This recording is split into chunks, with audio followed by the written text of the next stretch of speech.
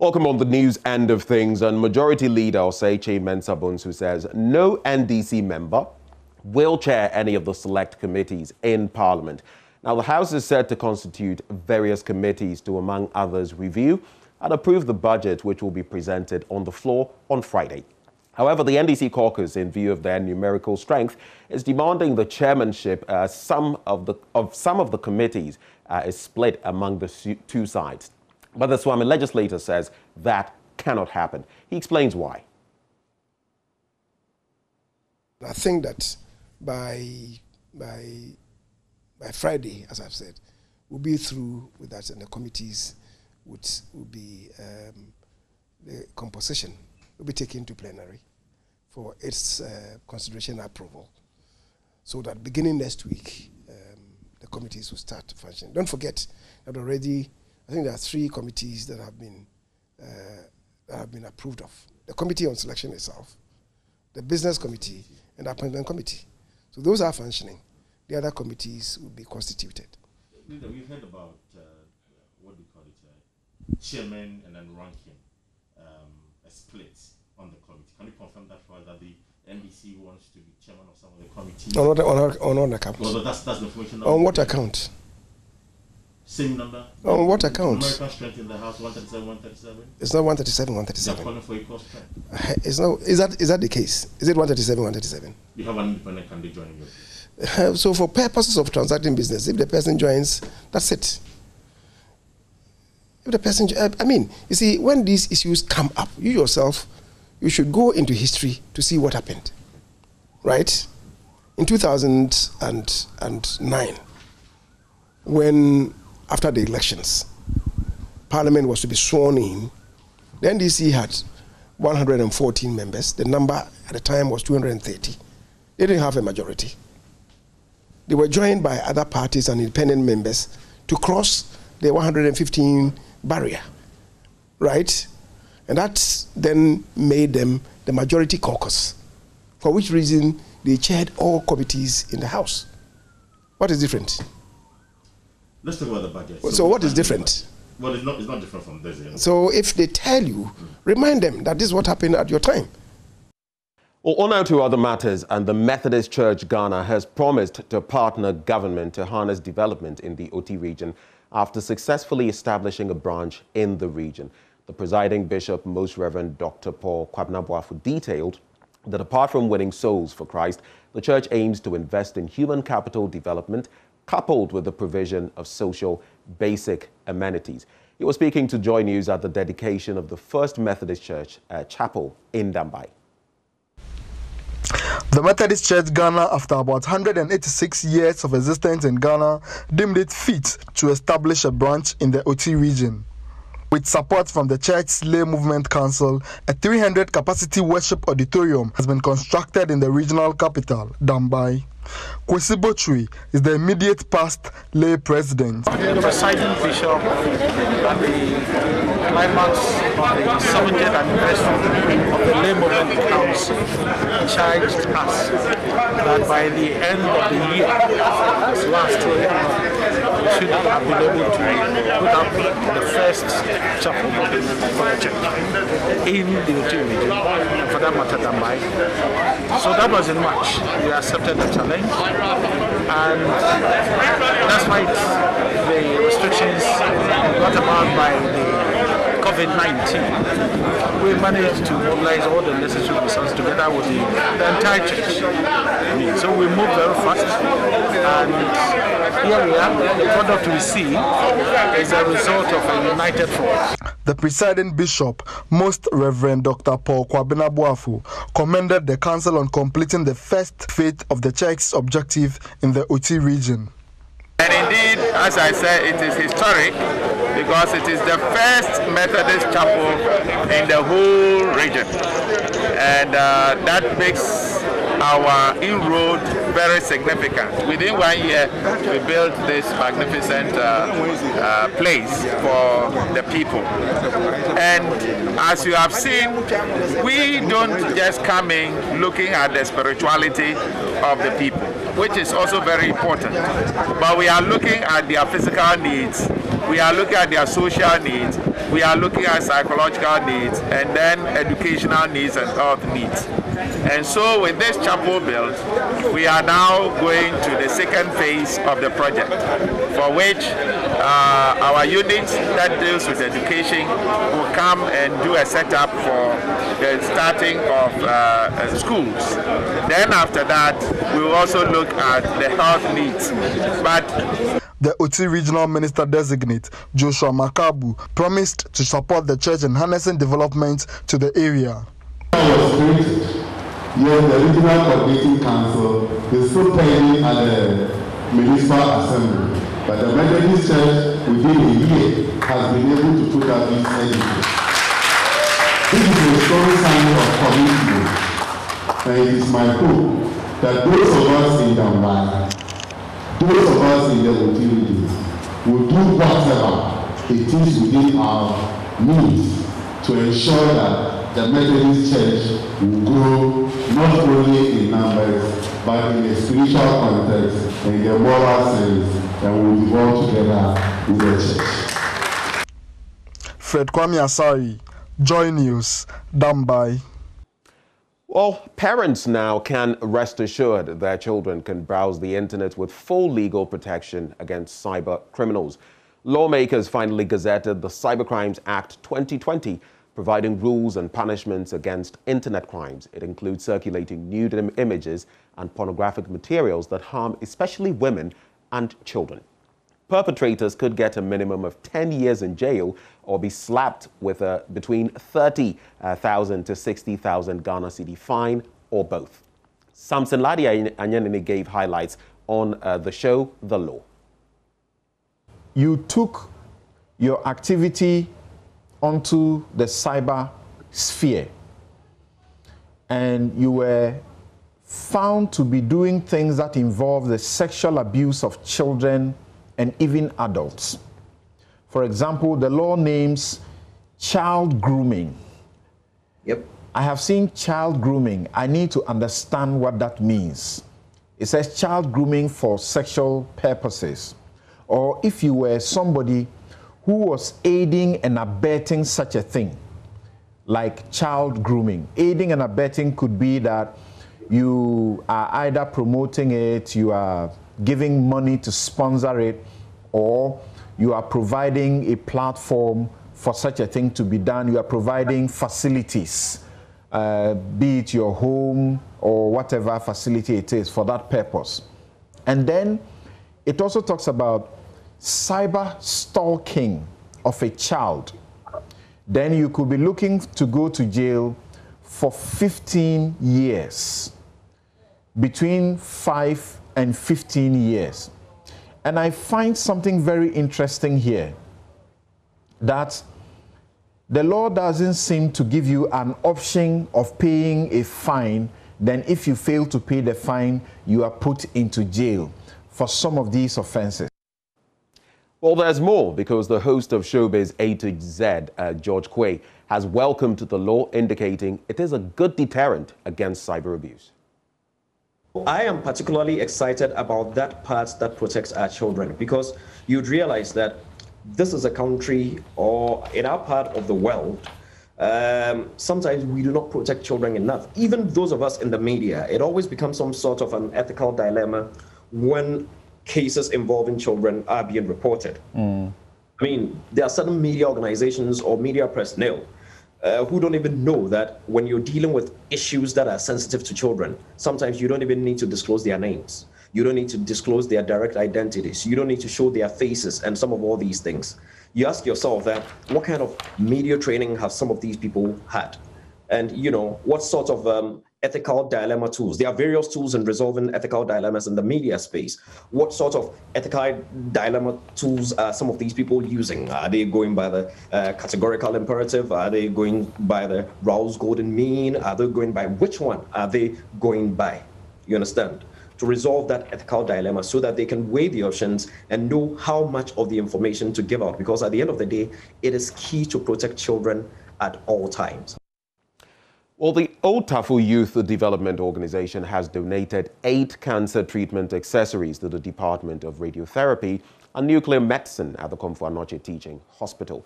The accessories, worth £28,000, will support the hospital in the effective and efficient treatment of cancer cases. Chief Medical Physicist at the Oncology Directorate, Dr. Eric Addison, says the accessories would help reduce the burden at the facility. JoyNews' Mahmoud Mohammed Nuruddin has more. The Comfort Anochi Teaching Hospital currently has 2 radiotherapy machines, Cobalt 60 teletherapy and linear accelerator. The Cobalt 60 machine is very old and faulty, leaving the linear accelerator to carry the load of work. The machine often breaks down and cancer patients are left stranded as their conditions deteriorate. Linear accelerator uses high-energy X-ray to target and destroy cancer cells within patients. The average number of patients treated at the facility is 30 per day. Specialists come to work early and close late to be able to serve every patient. Chief Medical Physicist Dr. Eric Addison says the donation of the 4 breast boards and 4 wing steps accessories brings great relief to the hospital. Breast board, high level, very contemporary breast boards, 4 of them, and then also wing steps.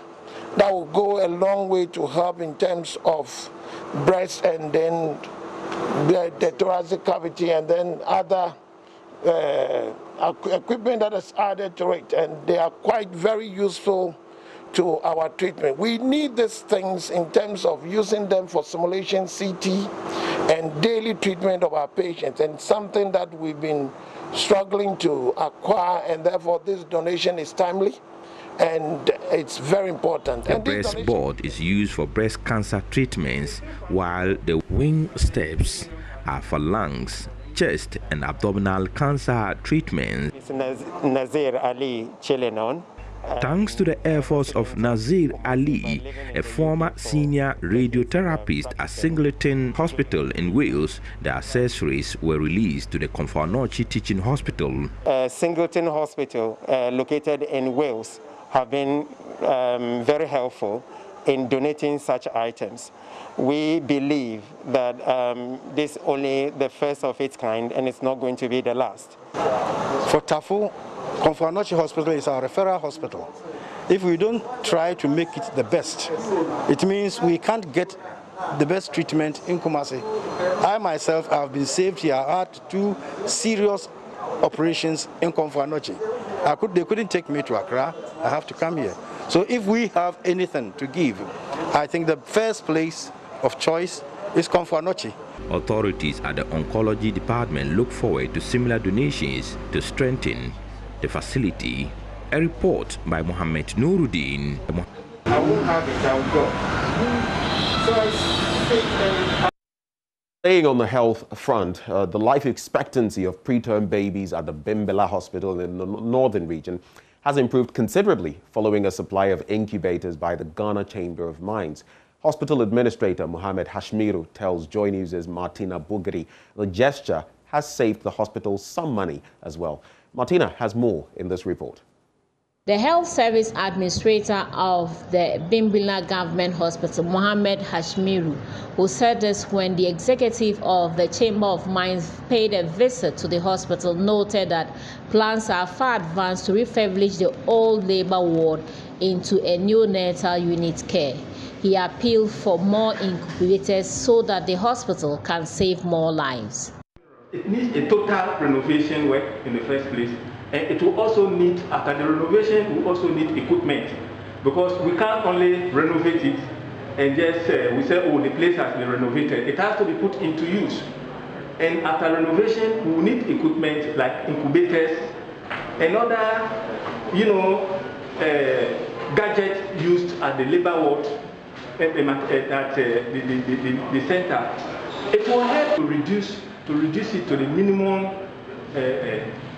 level. Chief Executive Officer of the Ghana Chamber of Mines, Silomanu Kondi, said the delivery of the items was timely and they are satisfied with the impact it has had on the lives of the people. We are satisfied. We would need government to really help some more in terms of infrastructure. Whatever we can do in terms of the requests which have been made, and I'm sure you heard, we would consider them.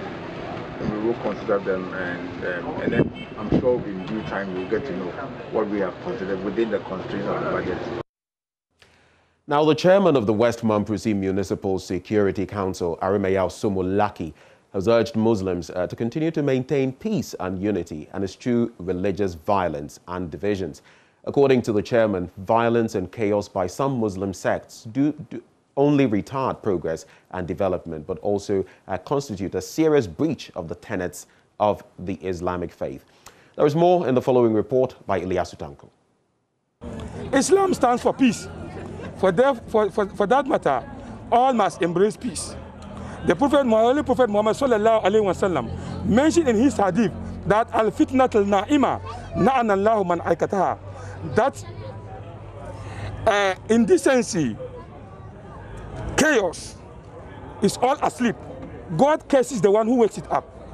We are praying that chaos and other religious activities that will bring about instability in West Mamprusi and for that matter Ghana, may the Almighty Allah prevent it and protect it. I want everybody to see each other as one. The MC, who was speaking exclusively to JoyNews on the side of the religious event, also expressed concern about the state of Islamic education in the municipality, but pledged to work towards improving and sustaining it. I attended English and Arabic school from primary school up to JSS, and it has never changed me. It has never changed me. So I wish that most of our people should also at least adopt that. By the time you finish JSS, you must finish the Holy Quran, and that will put more sense into you. But because of lack of Islamic education, most of our Muslim brothers do forget of the doctrines of Islam, and they start try to do things that are untoward. He made a call at the opening and handing over of one of the largest mosques in the Northeast region. The multi-purpose mosque is a one-story building complex capable to hold over 2,000 worshippers with other auxiliaries, including 4 offices, an Islamic clinic, and a Quran memorization center. The project was made successful by top Muslim cleric and a philanthropist, Sheikh Mustafa Ibrahim, through his globally recognized humanitarian organization, the Islamic Council for Development and Humanitarian Services. Islam is a very beautiful religion, very neat religion. So we want every part of this northern part of the country to get a very beautiful standard mosque that encourage the Muslims to come to Islam, because they do not believe that Islam is a dirty religion, and we want to discard that idea. The facility was constructed following years of lobbying by members of the concerned Muslim Youth Association in Wale. On his part, General Secretary of the association, Hisham Suleiman, called for support from individuals and groups. We are calling on our stakeholders. They should come forward with their dollars. They should come forward with their bundles so that to help the association to, right as I'm speaking to you, we have sponsored Dawah, that is preaching both Ramadan and weekly, amounting to 2 billion. All Ghana cities, Imam Purgu here, since 2012 up to now. Ilyasu Tanko reporting for JoyNews. The Board of Directors of the African Development Bank has awarded a grant of $320,535 to the West African Monetary Agency to mainstream gender in ECOWAS's core digital financial services regulatory frameworks. The funds will support a gender gap analysis of several WAMA strategies, including those for financial inclusion, gender disaggregation data analytics, digital payment services and infrastructure, and digital identity. Here is a report. The project, to be executed over a 3-year period, will potentially affect 350 million people in all Ghana and across 15 ECOWAS nations. The grant will be disbursed through the Africa Digital Financial Inclusion Facility, a blended finance vehicle supported by the bank. The project has the potential to raise about 35% women's participation in digital financial market operations in the region, which has a higher gender disparity than other parts of the continent as reflected in its Gender Development Index. Africa has a gender inclusion gap of 11% as compared to the global average of 9%, according to the 2017 Findex report. To address this challenge, it is imperative that gender is mainstreamed across all functions, but more so at the level of policy and regulation. The project is aligned to the Africa Digital Financial Inclusion strategic goals, including its cross-cutting focus on gender inclusion, as well as the bank's 10-year strategy. The ADFI is a pan-African instrument designed to accelerate digital financial inclusion throughout Africa. Its goal is to ensure an additional 332 million Africans, with 60% of them women, have access to the formal financial system.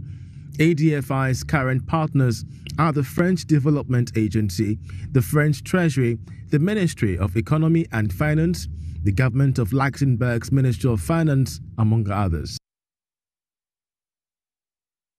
And it's a wrap for the news, but we'll bring you more in the course of the news review. Do stay with us. We'll be right back.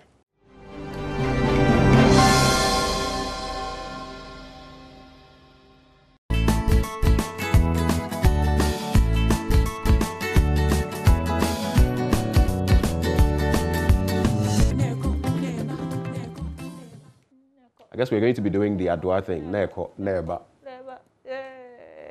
What are you doing? Happy International Women's Day to y'all, fellow women.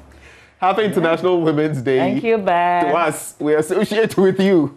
Thank you. Thank you. We like that because we can do it by ourselves. We need men like you to support us and also highlight the challenges that we face. One of those really stares us in the face every day is, inequalities, and it's in every aspect of our lives. And today I'm happy that we're highlighting on one of the very important ones. Because, per the records, we women tend to live longer than men. If you look at the work, the labor front, we earn less than you guys do.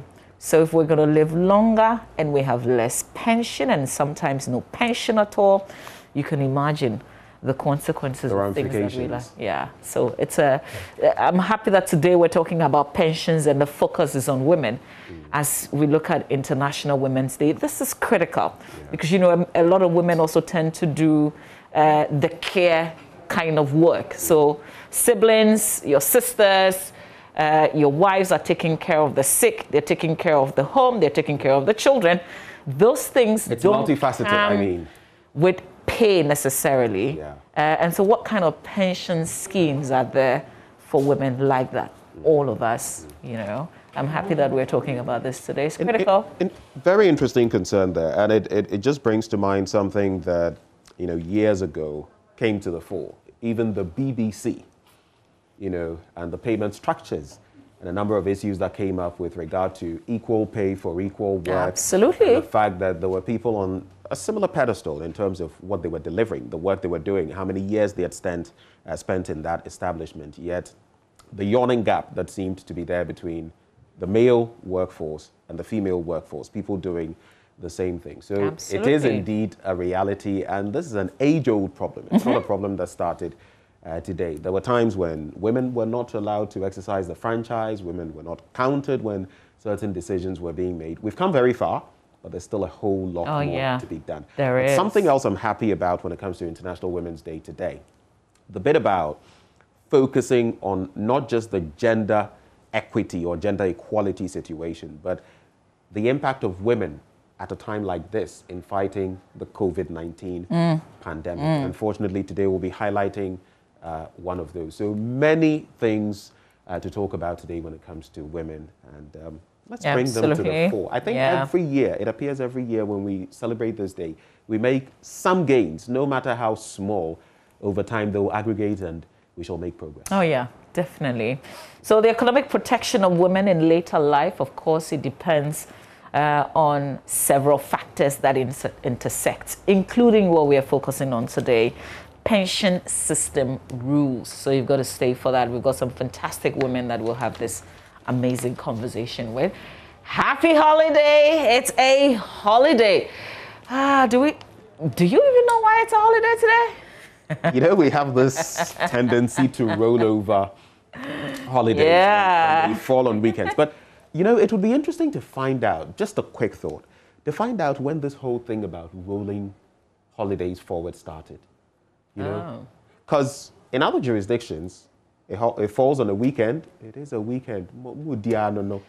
You don't roll over anything. I think some of them even deliberately make it a Monday. So there's the bank holiday that you hear. Yes, some of them are the first Monday of this month. And it's fine. But ours, we seem to roll over. It would actually be interesting to find out when this thing started. If it falls on a weekend, then we roll it over so people can enjoy it. Because, Charlie, I'm out for say, I think we're one of the countries with the most holidays. Especially when we didn't do anything significantly on the 6th of March. You know, it wasn't, we didn't do the traditional things that we do in the past. And so why is today a holiday? Well, today is a holiday so we can highlight on the women issues.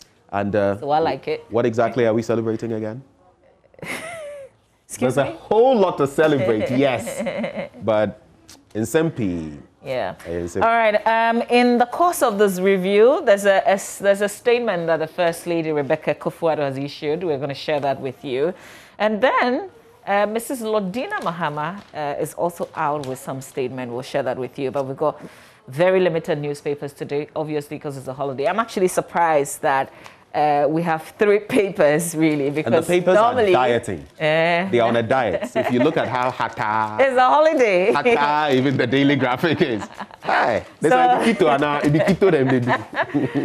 just start with the Ghanaian Times newspaper. On the front page of the Ghanaian Times today, let's embrace today's challenges as opportunities for brighter future. That's President Akufo-Addo on the 64th Independence anniversary. Work on $60 million Jamestown Fishing Harbour progresses sturdily. Satellites lift 4th and the 20 AFCON trophy. And this, the paper says, is an Independence Day gift. I told you the satellite, they are like my black stars. 162,541 Ghanaians received COVID-19 vaccine jab. In the center spread, well, the president's message on Independence Day captured here. And of course, the celebration at the Jubilee House, pictures of that also in the center spread of the paper. On the back page, though, the Independence Day gift, satellites lift 4th and the 20 AFCON trophy. Hearts crash Wafa 4-0. Is also another story here on the back page of the paper. It's the satellites that we're celebrating after winning the Golden Fleece. There's an extended version of sport right after this review program.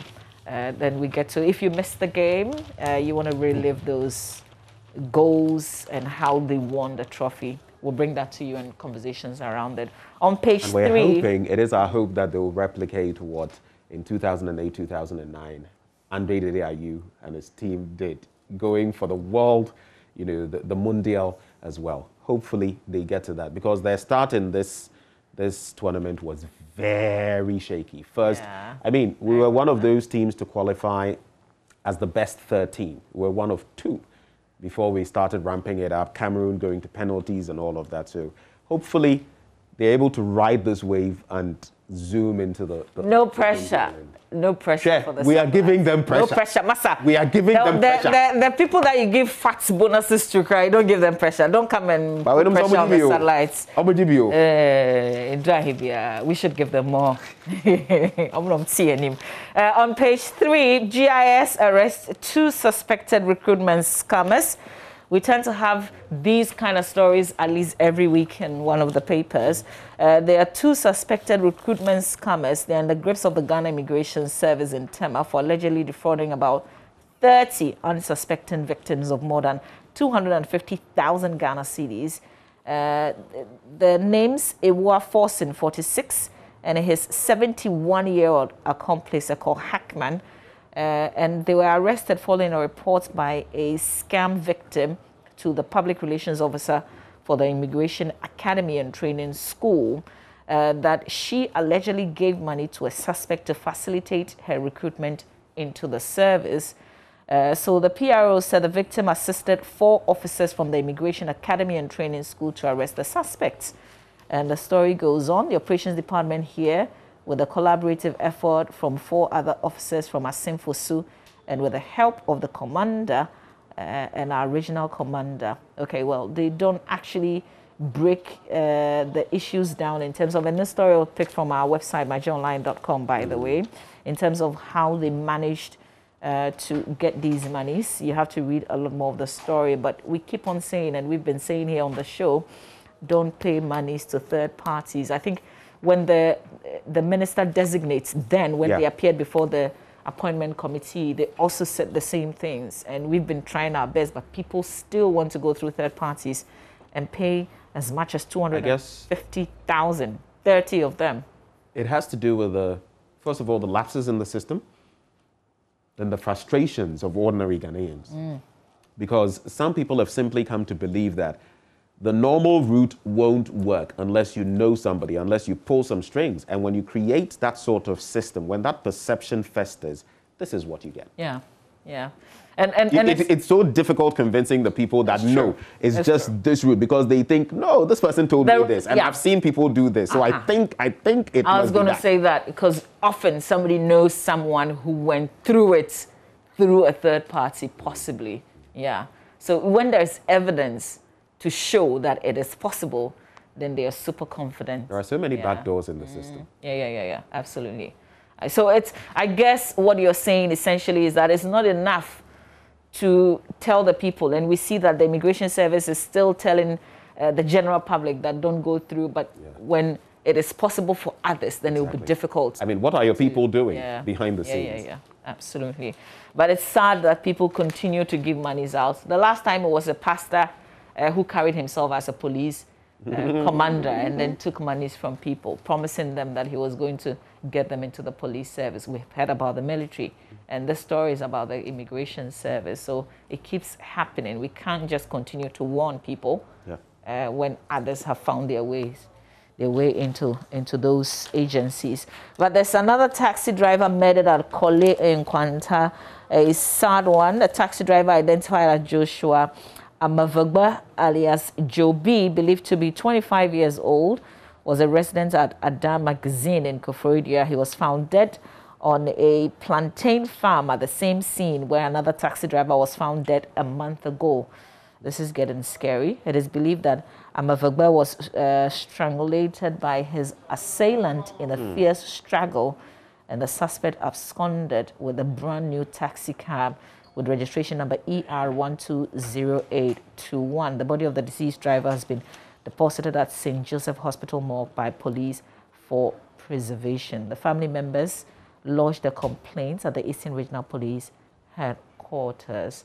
There's more to the story on page 3, but it's a really, really sad one, especially when another dead person was found at the same location a month ago. Wow, what's happening? Hey. And then there's a man found dead on Tesano Achimota overhead bridge. And the backstory is that he was found without the decapitated head and was yet to be identified, but police said he might be a cobbler. The attackers are also suspected of kidnapping the victim's wife and child. Tesano Divisional Commander, Assistant Commissioner of Police, Odru Ameni, who confirmed the story, said that he received the news about the crime after a report from a civilian. He indicated someone came to make a report at the station that they had found a headless body, so we rushed to the scene and found a body without a head, which was also bent.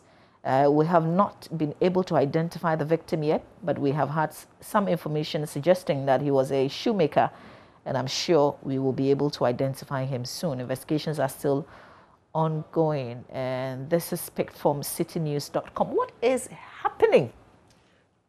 Did you say burnt as well?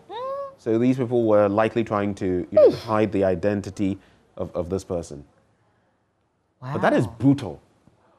That is brutal. That is savage. That is inhuman. Wow. You know, sometimes you ask yourself where we're getting in society. I don't care what the grounds are. I mean, legally, this is one of the most heinous crimes you could commit, and so there could be no legitimate grounds. But why would you want to do something like this? So gory. Absolutely. And on a day like this, it leaves us very bad taste in your mouth. Well, I'm sure you've seen the story somewhere. 6 MPs to sponsor bipartisan private members' bill on homosexuality. There are 6 members of parliament. They've hinted of jointly sponsoring a bipartisan private members' bill for the House to pass legislation to proscribe and criminalize the advocacy and practice of homosexuality in the country. According to the 6 lawmakers, the bill, if passed, will strengthen Ghana's legal jurisprudence and existing legislation on unnatural carnal knowledge to reflect the current state of affairs. Their names, Sam George, Ningo Pram Pram, Emmanuel Bedra, Ho West, Samuel Okujeto Ablakwa, Noktong, and these are from the NDC side. There's also some NPP MPs, and the Apia Kubi Asante Akim North, John Tim Fojo Asen South, and Kweku Asante Boateng Asante Akim South. So we see 6 of them from the 2 sides coming together and sponsoring a bill like this. There are a lot of people that will support, but trust that they will also get some strong opposition from the other side as well. We'll see how this goes. But it's a good move. The intention is great. Well, is that it for the paper? Oh, yes, please. Yeah. No, if there's more. Go for the graphic. I'll try it. If there are some. Because you have the guide as Oh, you want me to go through the guide, go through the daily graphic, I'll come back with the guide. All right. So, work to build resilient nation. That is the banner headline on the front page, or yes, I should say the cover page of the daily graphic. President enjoins citizens. One of the shortest Independence Day celebrations you would ever see, about an hour, with, you know, some action in there. And of course, it also is on the back of COVID-19 and what is happening. Black satellites make Ghana proud. And it wasn't only the black satellites. Man U was also making Manchester Ghana proud. by... Did they also make Ghana proud? Oh, yes, they were making the fans in Ghana and across the world extremely proud as they caught Manchester City, the fake Manchester people, caught them, honestly, laid them on the table and pew. You know what happened? I mean, I was so shocked when I had the score, the 1-0, the first half. I was like, huh? Okay, it's still first half, right? Let's wait and see. Okay. Then I went back. To be honest with you, didn't watch the game. To be honest with you, it was a pretty busy day yesterday. I knew the match was coming off. To be honest, I'm in living. I didn't watch the match. Then I just Googled Manchester cautiously at the tail end, and I see 2-0. And then I see that it's on the red end, and I was like, yes! What I did to people on social media. Anyway, so it was our win, but Mamavi can only talk about the win. She can't associate herself with the win because I need to remind her she's now moved on to... I'm not associating. Leeds United, and who knows, from there she just might move on to Crystal Palace. But President Akufo-Addo, on the back of Independence Day, telling us to work to build a resilient nation. I'll just look at a few more so we can check out some more details from other papers. We must address women's challenges. That's on page 7. Fellow Ghanaians follow COVID-19 protocols. That's another editorial on that same page that you should check out. On the international front, U.S. Senate passes major $1.9 trillion relief plan. You look at that, and what's the GDP of the entirety of Africa? You look at the numbers, you put that side by side with this, and you realize that, Charlie, we have a whole lot more to do. On page 11, Parliament urged to pass the Affirmative Action Bill as the world marks International Women's Day. And a picture there of Mrs. Freema Oseo-Parry, first female chief of staff. Journey starting all the way from 1908, and 15,000 women marched through New York City demanding shorter working hours, better pay, and the right to vote. And if you know anything about affirmative action, even on the educational front, it's something we still have to work on, a battle we're still fighting to ensure not only equality, but equity, oftentimes, across the board. Let's go to page 20. And Gridco technicians work to restore power. Your neighborhood, have you had power throughout? Because over the weekend, I went to different places, interestingly, and all these places without power. I was wondering.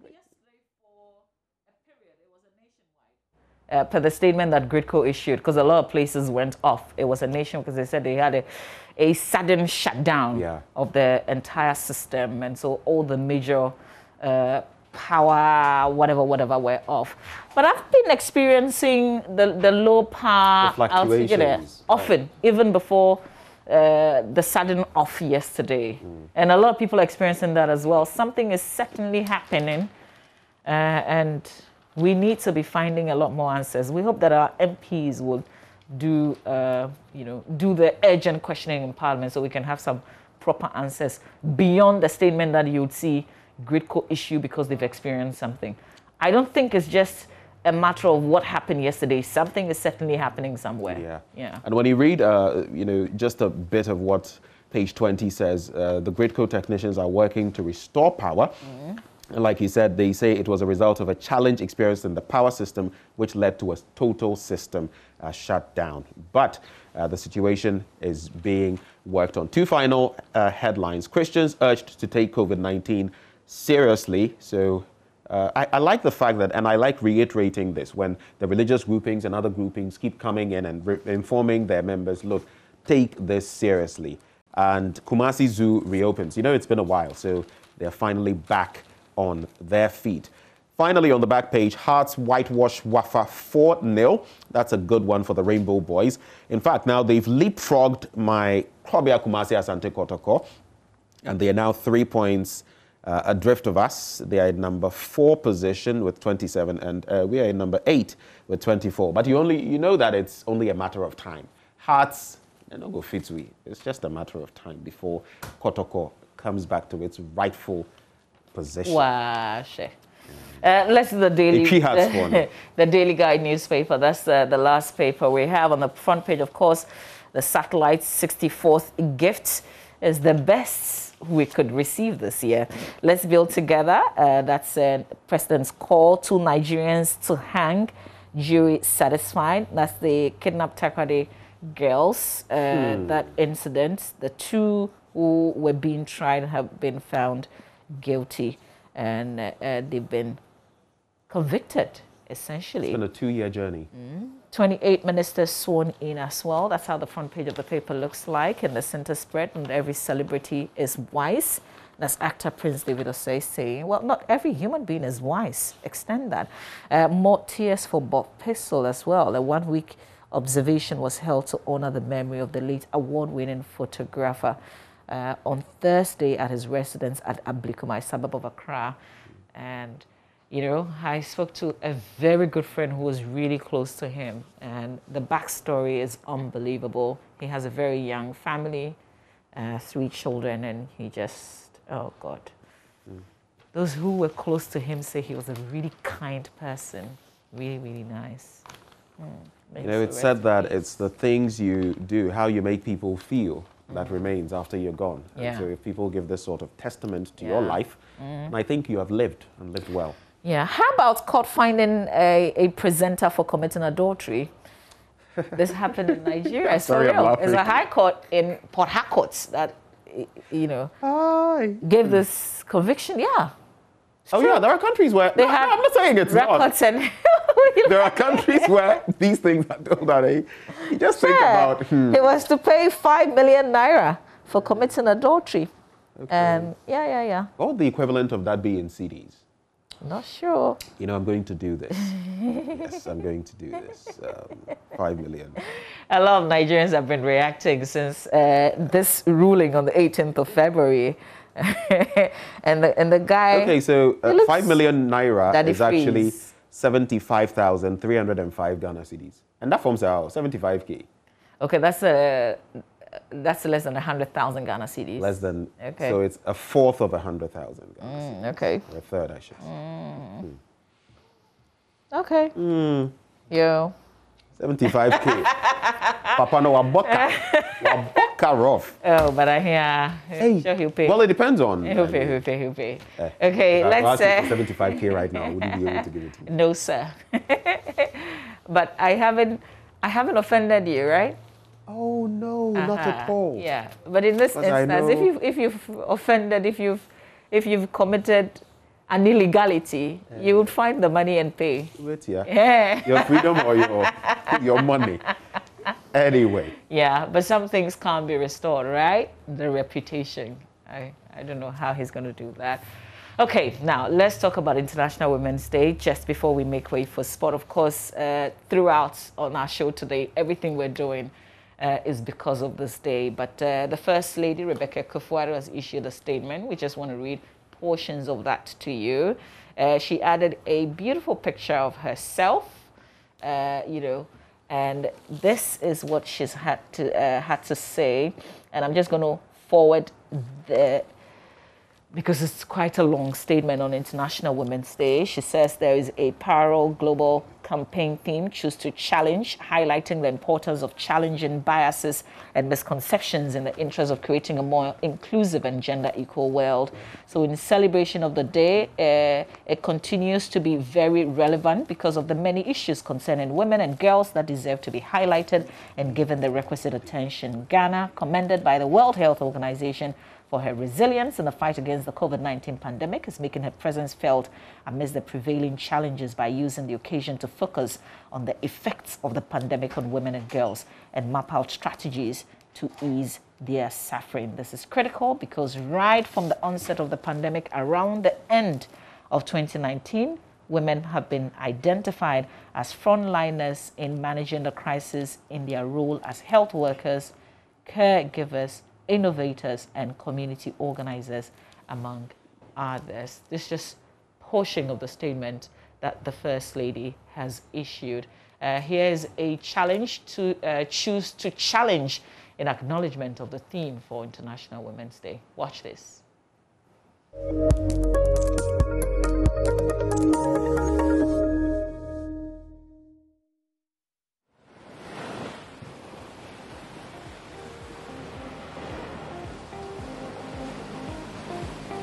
An equal world is an enabled world. A gender equal world can be healthier, wealthier, and more harmonious. I am responsible for my own thoughts and actions. My actions, conversations, behaviors, and mindsets can have an impact on our larger society. I therefore stand for gender equal boardrooms, gender equal governments, gender equal workplaces, and gender equal communities. I stand for more gender equality in health and wealth. I will take actions and decisions to make it happen.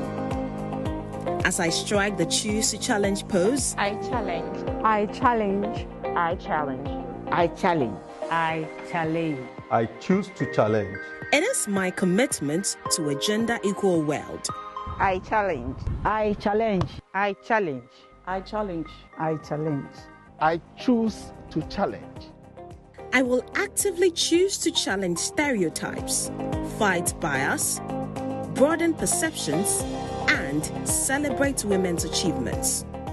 I choose to challenge. Together, we will create a gender equal world. I choose to challenge. Together, we can make change happen.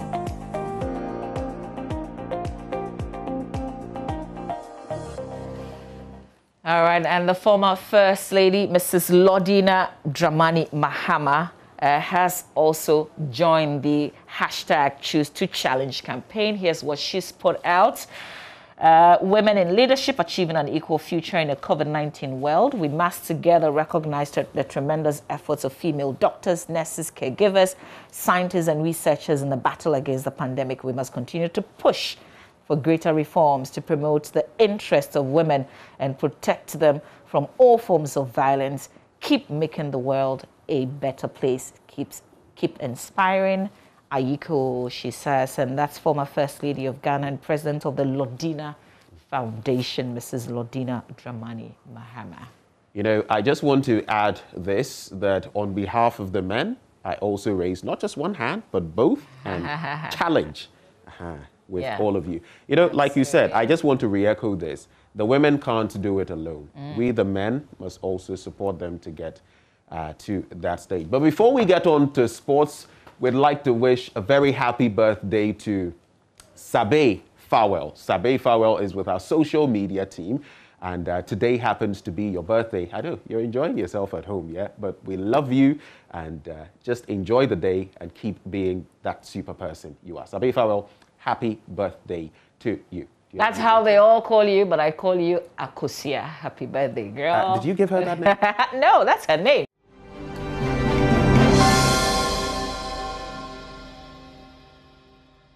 Okay, let's cross over and bring you sports. Oreko Ampofo is, of course, holidaying. He joins us via Zoom. Good for you, Oreko. Good morning. Chill. You should bring us breakfast. I will. You want fried egg? Oh, how? How? Today is a holiday. You at home, you can package some breakfast and bring it over. If it's going to be fried egg, then make it an English breakfast, the whole package. All right, Oreko, take it away with sports. I'll consider that. Okay, so yeah, it's been all smiles for Ghanaians as Mother Ghana was gifted with a prestigious birthday on her 64th birthday. The Black Satellites won their 4th Africa Cup of Nations after beating Uganda 2-0 in the final. It's been about 48 hours since, but now that the euphoria has settled, it's now time to look forward. What next for these young talented players and who have conquered Africa? How do we ensure that these guys are preserved and then transitioned well into the Black Stars? Hello and good morning and welcome to the AM Sports with me, Oreko Ampofo. Today is a special edition because I'll be joined by two guys, and that is, Samuel Inkum, and then a member, he was also a member of the 2009 squad that won the Africa Cup of Nations and then the World Cup. And I've also been joined by Coach Didi Dramani, who's a transitional coach at Norgeland, and he has a lot of experience helping young players, develop their potential and all that. It's a pleasure to have you guys. A very good morning to you. Let me start with you, Coach Didi Dramani. You watched the whole tournament, or you probably got updates on it, throughout the whole, the games that Ghana played. What were your overall impressions on the Black Satellites team? A very good morning, and then thank you very much for having me on your very important show. I actually did not have time to watch the games because they conflict. The times conflicted with what I do here. And but I had updates. I even had the opportunity of speaking and then giving words to the technical crew. And so in terms of following up, yes, I'm well informed about the procedures and the processes of what happened in Mauritania. We'll do a more intensive analysis on the performances of the players, but let me also come to you, Samuel Inkum. Welcome. And what were your initial thoughts, throughout the whole tournament? What do you think of this team? Yeah, first of all, I would like to also say good morning to you and your viewers as well, and also all Ghanaians as well. Me and you were following the game. We were talking back and forth about this game, and I think the guys have done well. They have done well because, and they also gave us a gift, like it was also Ghana 64 Independence Day. So I think it was something that is going to be remained forever. So we'll be looking at the tournament proper and a bit of analysis. Some Ghanaians were saying that they were not too happy with the performance and all that. So we'll be getting the thoughts of my panelists. But before we do head to that, let's get the latest that has to do with the Black Satellites team who returned to Ghana yesterday.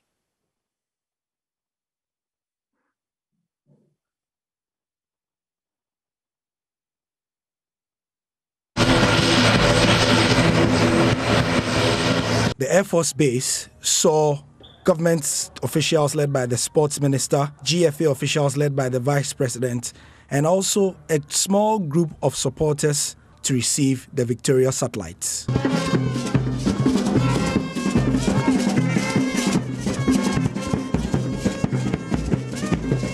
The team was quickly whisked to a conference room at the Air Force Base where the sports minister welcomed them officially back to Ghana. 3 weeks ago, you left this country empty-handed. And you are here today with us with gold medals and a trophy. You couldn't have given us any better independence gift than this. This is a befitting independence anniversary gift that you are giving to His Excellency, the President of the Republic, and the good people of this our great country. Like the President said, the whole country is proud of you. His Excellency, the President of the Republic of Ghana, Nana Addo Dankwa Akufo-Addo, is so proud and excited for what you have done for this our great country. And like he said, he can't wait to receive you at the seat of government, the Jubilee House. The chairman of the Satellites Management Committee is Randy Abe, and he also had a few words to say. It was not an easy task, and I will spare everybody else the details. I mean, the details will be in our reports to the respective authorities.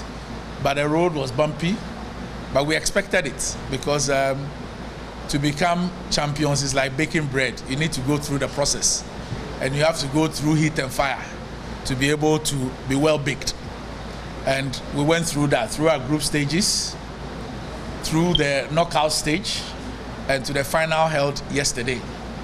And to the glory of God, we emerged victorious. When it got to the turn of Coach Karim Zito, he was quick to remind everyone that he did not get support because of his links with Ketu Kraku, but insists that he was the best man for the job because of his capability. Initially, you people didn't have confidence in us. Even me, when I was asked to take them, many of you criticized me, thinking because the chairman is my boss, so the president is my boss, that was why. No. And it also helped me. I thank you people who did that. Energized me to work to tell you that he gave me the job based on my ability and capability as a coach. All in all, it was a small but intimate affair at the Air Force Base for this team that has proved critics wrong, and we understand that they will later meet the President of Ghana, Nana Addo Dankwa Akufo-Addo.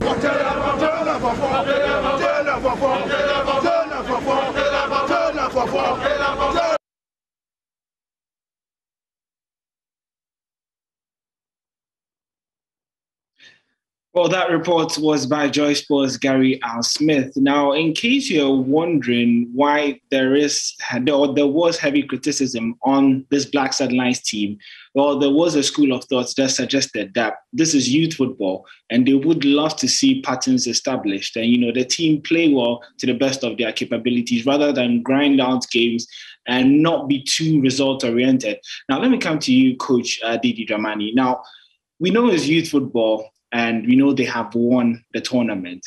But what really should be next in line for these guys? How do we get the best out of these crop of players who have just conquered Africa? I think that it was most unfortunate to sound more very emotional in that perspective by my colleague. But I think that the most important here in establishing what goes into youth football development is culture. And culture institution in terms of football is a holistic organizational structure that normally is put in place in terms of looking into the future, not necessarily basing aspects on current performance, but looking into the future. Whatever we're doing today has to do with the blasters that we are thinking about instituting. And again, it is important also to establish that you need structures in terms of transition of players from the U17 to the U20 and then to the U23, and then that is how they get into the phases of the Blasters. And more so, the education of the youth player is very paramount at this stage. The discovery of the player is very important, because when you are discovering a youth player, the idea is to discover a future Blasters player. And so you acknowledge that you are giving opportunities to individuals, but these opportunities should be privileges that are normally given to players to play at the national level. But in totality, I'm looking at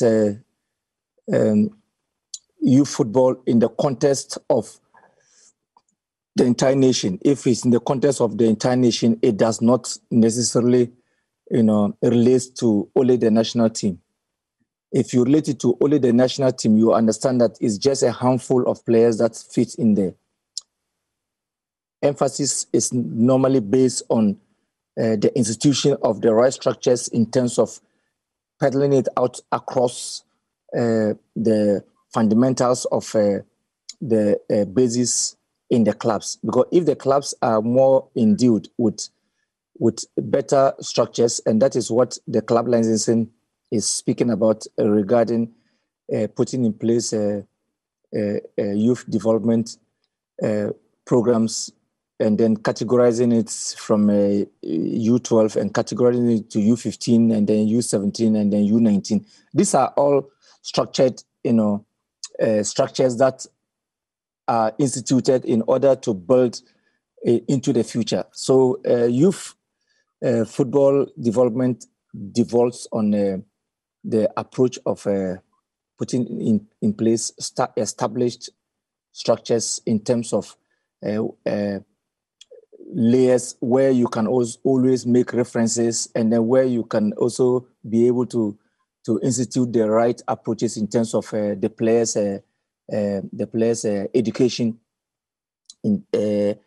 on and off the pitch, which is very, very fundamental, because even though we want to be motivated with a level of an aspect of success, but success normally is supposed to be created. And so fundamentally, I would say that youth football has to be dwelt on structures. And I believe that this current team, at least on a note, I will not be looking at the current performance, but I'm looking at it from the point of transiting players from the U17 that Coach Zito handled. I can speak about Huzeru, who is from Tamale, and then a few others that had the opportunity of transiting into the U20. I look at it from this point of view than just the trophy is just a bonus. But I'm looking at the stages of how would these boys be moved to the next phases. If you look at the antecedents of the past, you will agree that I'm just going to cite Richard Ofori and then Eric Ofori entry. Yeah. They were with the Settlers team. Yeah. They were and the Atizigi. So when you look at their transition, and then when you look at the transition of I handled the U20s in 2015. That is Nicolas Opoku, Gideon Mensah, Emmanuel Lumote. Could you come to we'll come to the specifics. Yeah, we'll come to the specifics in terms of the players and how some of them have failed to move on from the youth teams. But I love your point on starting that culture and then putting in place the right structures. But let me come to you, Samuel Inkum, and you put us in in the right zone for that discussion when it comes to moving players from the youth level to the senior level. Nkum, you were privileged to have moved straight into the senior team, after your success in the World Cup in 2009, and you had a chance to even play in the World Cup at 2010. What did you guys do right that you could just move in so quickly? Yes, like what I think I would like to say something about what Didier Dramani said. I think he made a good point there. And the cup is just a bonus, which is his right. And I believe that this is the time that we have to keep the players. Our time, the reason why we go to the senior national team, that you can see that after even the cup, we want to also prove a point that we can be there as a player representing our country to play in senior side. So I believe that they have to keep their eye on the players. They shouldn't. I believe in what I want to say is that if they shouldn't even wait that when they have tournament before maybe they will group them or something like that. I think we have the World Cup and U23 as well. So I believe that they have to keep them, give them proper training, going to training tour, visiting some of the European top clubs, camp them, group them, let them know, because they are in 4 years, 5 years, they can be in the senior national team. But if you don't take good care of them, if you don't keep your eye on them, you cannot even find even one. You understand what I mean? So I believe that players will do mistakes sometimes, decisions and this kind of stuff. But if we keep our eye on them, make sure the club that they have much playing time. Don't wait for the tournament before you just gathering them to go to maybe a camp or something like that. Maybe in 3 months, 4 months, you have to put them together, give them proper training, so that I believe that this squad will be maybe in 4 years, 5 years, we can get the best of them in the senior national team. Let me come back to you, Coach. Nkum makes a fantastic point about camping these players even when they're not going to play tournaments. Are those part of the structures that you think should be put in place to ensure that we preserve? Right? But Wilco, that is not possible. It's not possible. That is why I started by saying that institution of these policies has to be based on clubs, and that is why the club licensing has been instituted, and the sporting criteria is taking care of that one. Before a club is licensed to operate professionally, the club need to have structured youth development programs that is running through, being handled by qualified personnel, being handled and then instituted with benefits of health and then educational, subsidiaries. These are all measures in terms of the structures that we are speaking about. You cannot develop your football with the national team. The national team has no player. The players are owned by clubs. If we are able to institute, as Nkum knows, I know him very, very well. And we know ourselves very, very well. Before Nkum joined the 2005 and the 17, he was in the Winneba Academy. And he missed that trip. I hope by now I'm reflecting back to things that happened at that I think that was in 2002 or so. I don't know, the first one that Duncan handled. Which squad was that, Nkum? I think in 2004. Okay. Now, in 2004, Nkum missed the under-17, but he was still a structured player in the Winneba Academy. And then in that situation, the next one, he was already preparing. Yeah. You will not have time. Now we are even, at that time, the football was not structured in terms of springing out of academies. We had only Feyenoord Academy and then Winneba Sports College Academy at the time. But today we have clubs with youth development structures being enforced by CAF and then FIFA. So based on these structures, all that we need to do is to find them the right competition structure. All that we need to be doing is the monitoring, as Nkum said. All that we need to do is to continue to evaluate by putting them on the right database. When you have them on the right database, and then these boys are in the best clubs, and then either locally or internationally. Then on FIFA international approved days, then we are able to get, quality matches. Where they are now, they need quality matches. They need matches that will challenge them. They need matches that will challenge them in terms of their thoughts, in terms of their approaches on technical and even on their character development, and beginning to prepare them to become professionals. And how do you become a professional? You become a professional when you know what to do at what time and what you should be doing. And all that I'm speaking about is the program that will put you to be doing this. Nobody will tell you to do this or that. It's the instituted programs that will tell you what you must do at what time and what you have to do. And again, we need to empower our authorities in terms of, I want to speak about what Inkum said. He spoke about decision-making. Decision-making is very important in terms of putting in place some 3 issues: subsidiary, autonomy, and responsibility. Because when you keep decisions and you keep it at the top there, you are not the one to meet the end product. The one to meet the end product is the coach on the ground. It is the coach who is in contact with the player directly. So the decisions he will give to the player is very important. So whatever information you have, you need to make it available to this coach in terms of programming, in terms of planning. Planning goes with program, and program goes with the vision that the entire nation has. These visions are put into programs. And once they are put into programs, the program is put down to the subsidiaries. And that is the subsidiaries are what I call those who are on the ground and can feed directly into the player. So I want to say that clubs should take this ownership. When clubs begin to take ownership of youth football, then we'll have these boys, as Inkum said, then we will be able to monitor them on our database. Then you know that this player is playing here. This player is playing here. He's actively playing. He's playing in Kotoko. He's playing in House of Folk. He's playing 11 Wonders. He's playing in Ukraine. He's playing in Denmark. Then on approved FIFA calendar, we're able to get on the database. Yeah.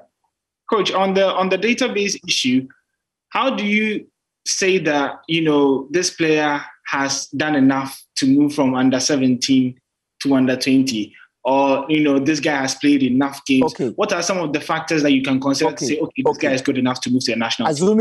Assuming Inkum I trained with Inkum those days, and he's aware. I still remember as working on the pitch in those days.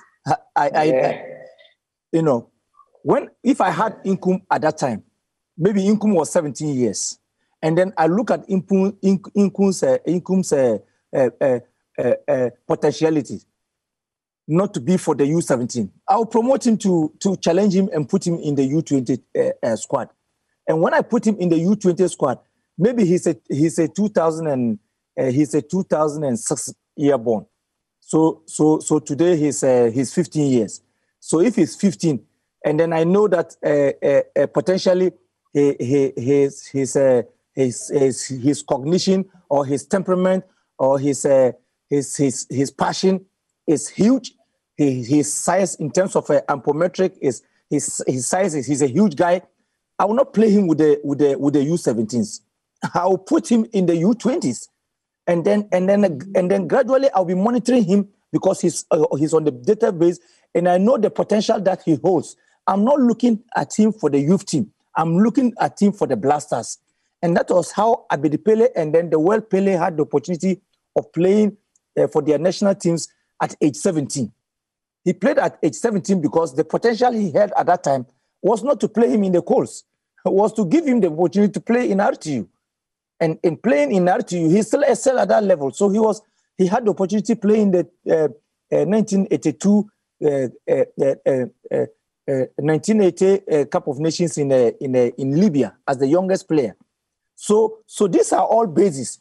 So if you have the database that Inkum is young, but Inkum has the capabilities of competing at that level, it is all about putting in place the right technical,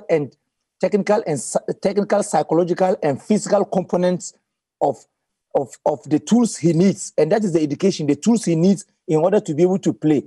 In Denmark here, Our first team, we have players who are 2006 born, who are 2006 born, and playing in our first team. In yesterday's game, we had 2 players who were playing with that age.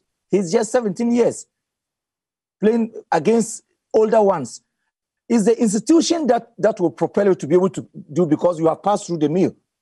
And so when clubs are able to institute cultures, Kotoko has their culture, and so they are preparing their players, and then they have also what we call the network clubs that they also help around them, so that if there's anybody coming up, they are the first point of contact that they can easily get into the club. So when you are able to help them in this aspect, then the culture is instituted. So I solely believe that our football development is going to be based on our clubs, not necessarily the national team. The national team has no player. The players belong to clubs. So whatever knowledge we have... Let me bring in on the club issue. Let me bring Inkum, because you do make a fantastic point on the structures. But Inkum, all of these structures can be put in place. A database can be made where players are tracked and all that. But a lot depends on the decisions that these players and their managers and agents take, because that would also help with the players' trajectory in terms of development and game time. You've made some decisions. What do you think players should take into account when making some decisions, especially at this young age where you just came off a good tournament? There'll be so many teams after them. Yes, like I was saying, and like Coach was saying, I think Coach, education-wise, he's giving he's giving a intelligence, something that we all have to listen to him. We have certain players that, like I say, sometimes our decisions we think is good, but sometimes it's not good at this young age.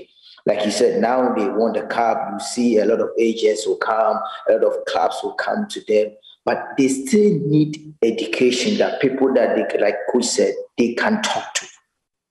Because if he's in his club side, okay, and because he has been under 20, he won the cup, he thinks he's number 1 in the world now. He's even forgetting that he will play World Cup. He has even forgetting that he have to wake up the same time that he did to win the African Cup. Because World Cup that they are going to go is different ball game altogether. You will see a lot of good talent, like Coach said. 17 years now he's playing in Denmark, their senior national team. So he tells you how they grew their kid. They give them much confidence on the pitch. So I believe that in the club side, they also have to take responsibility. I mean, our country now, because now we have also young sports minister, young FA president that they also understand the game. So they have to do something that the government itself have to also help the league itself, the coach, the league to bring the talent, because we have the talent. But without education-wise, we cannot go anywhere. Now I won the cup now. I think maybe I'm Samuel Inkum. I think I'm Cristiano Ronaldo in this world. But it shouldn't be like that. It's supposed to be process level, like being under 17, under 20, under 23, then senior national team. Maybe some of the players have that kind of confidence that from under 17 they can go to senior national team. It's not all of them. And I believe that they shouldn't rush them, but they should take their time and put them in the good. They should make sure that they play good club. They should make sure that they have playing time. They should make sure that things that they were doing before, they should continue doing it. Because I've been there before. The moment we took the World Cup and the African Cup and the World Cup, we thought everything is okay. You understand what I mean? So I believe that things that they were doing before, they shouldn't sleep. They should even do extra. And if they continue doing like that, like what Coach said, I know him very well. He's somebody that I respect him so much, because when under 17, when they dropped me, he was there to also motivate me, say that somewhat nothing is too late. So whatever he's saying is right, my brother. All right. Thank you very much, Samuel Nkum. We are entering the final belt of the show, our last couple of minutes. But before we wrap up, let me come to you, Coach Dramani. If these players are watching you this morning, what would be the worst that you have for them to ensure that they're able to transition from the youth teams and one day play for the Black Stars? But the coach is listening to what I'm saying, and he knows that these are my words, whether speaking with you or to the nation or speaking with the president and then all the known authority. I still want to believe that we need to be more responsible. We need to create autonomy in the way we do things. We need to give subsidiary powers to those on the ground in order to be able to institute these measures. I still stand by the point that we need to empower and trust clubs to take up these responsibilities of instituting strong youth structures in their team. The nation will draw the programs and then they need to respect it. But I think that, with the youth player, what is important is the transition. And then transition in terms of every moment of the player, there's scouting. There's scouting for you to go to the next phase. There's talent identification and discovery to move to the next phase. Because when you are able to look at these U20s, you will be able to tell that this player, if given the privilege, can play in the Blasters. If the answer is yes, why not? Why do you waste the person's period? Let me give an example like Kudus, for instance.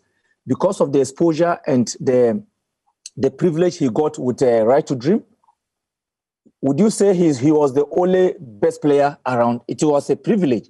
So the privilege comes with the opportunities around it.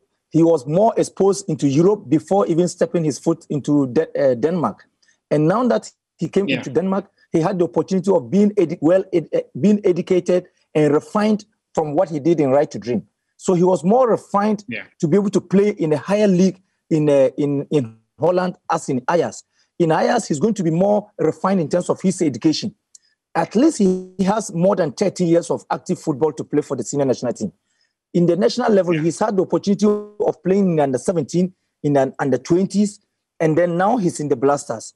So if you look at this transition, the transition of players has to be upgraded by instituted structures, instituted monitoring and evaluation measures, so that you will be able to say that having gone through these aspects and being active over the period, it is up and right now that this person can be able to fit into this aspect. And I think that this team we should look at where they will be playing and then we'll follow them up.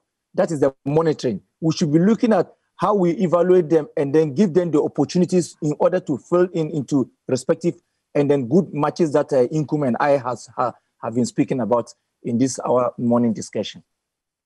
So if these boys are listening to me, they will agree that the road has just been started. And the good aspect is that at least they have had the opportunity to showcase that, given the opportunities, they have been privileged to be able to do well. And then the future will rise even higher. Yeah, thank you so much, Coach. And thank you very much, Samuel Nkum, for joining us this morning as we did a post-mortem analysis on the Black Star Lions and their triumph in Mauritania as they secured their 4th Africa Cup of Nations title. My name is Oreko Wampofo, and we certainly do hope that we see majority of these players in the Black Stars, hopefully bringing the Africa Cup of Nations home. That's how we'll be wrapping up the sports here. You can get some more sports stories on my Joy Online /sports, or follow us on social media at Joy Sports GH. The AM show continues right after this.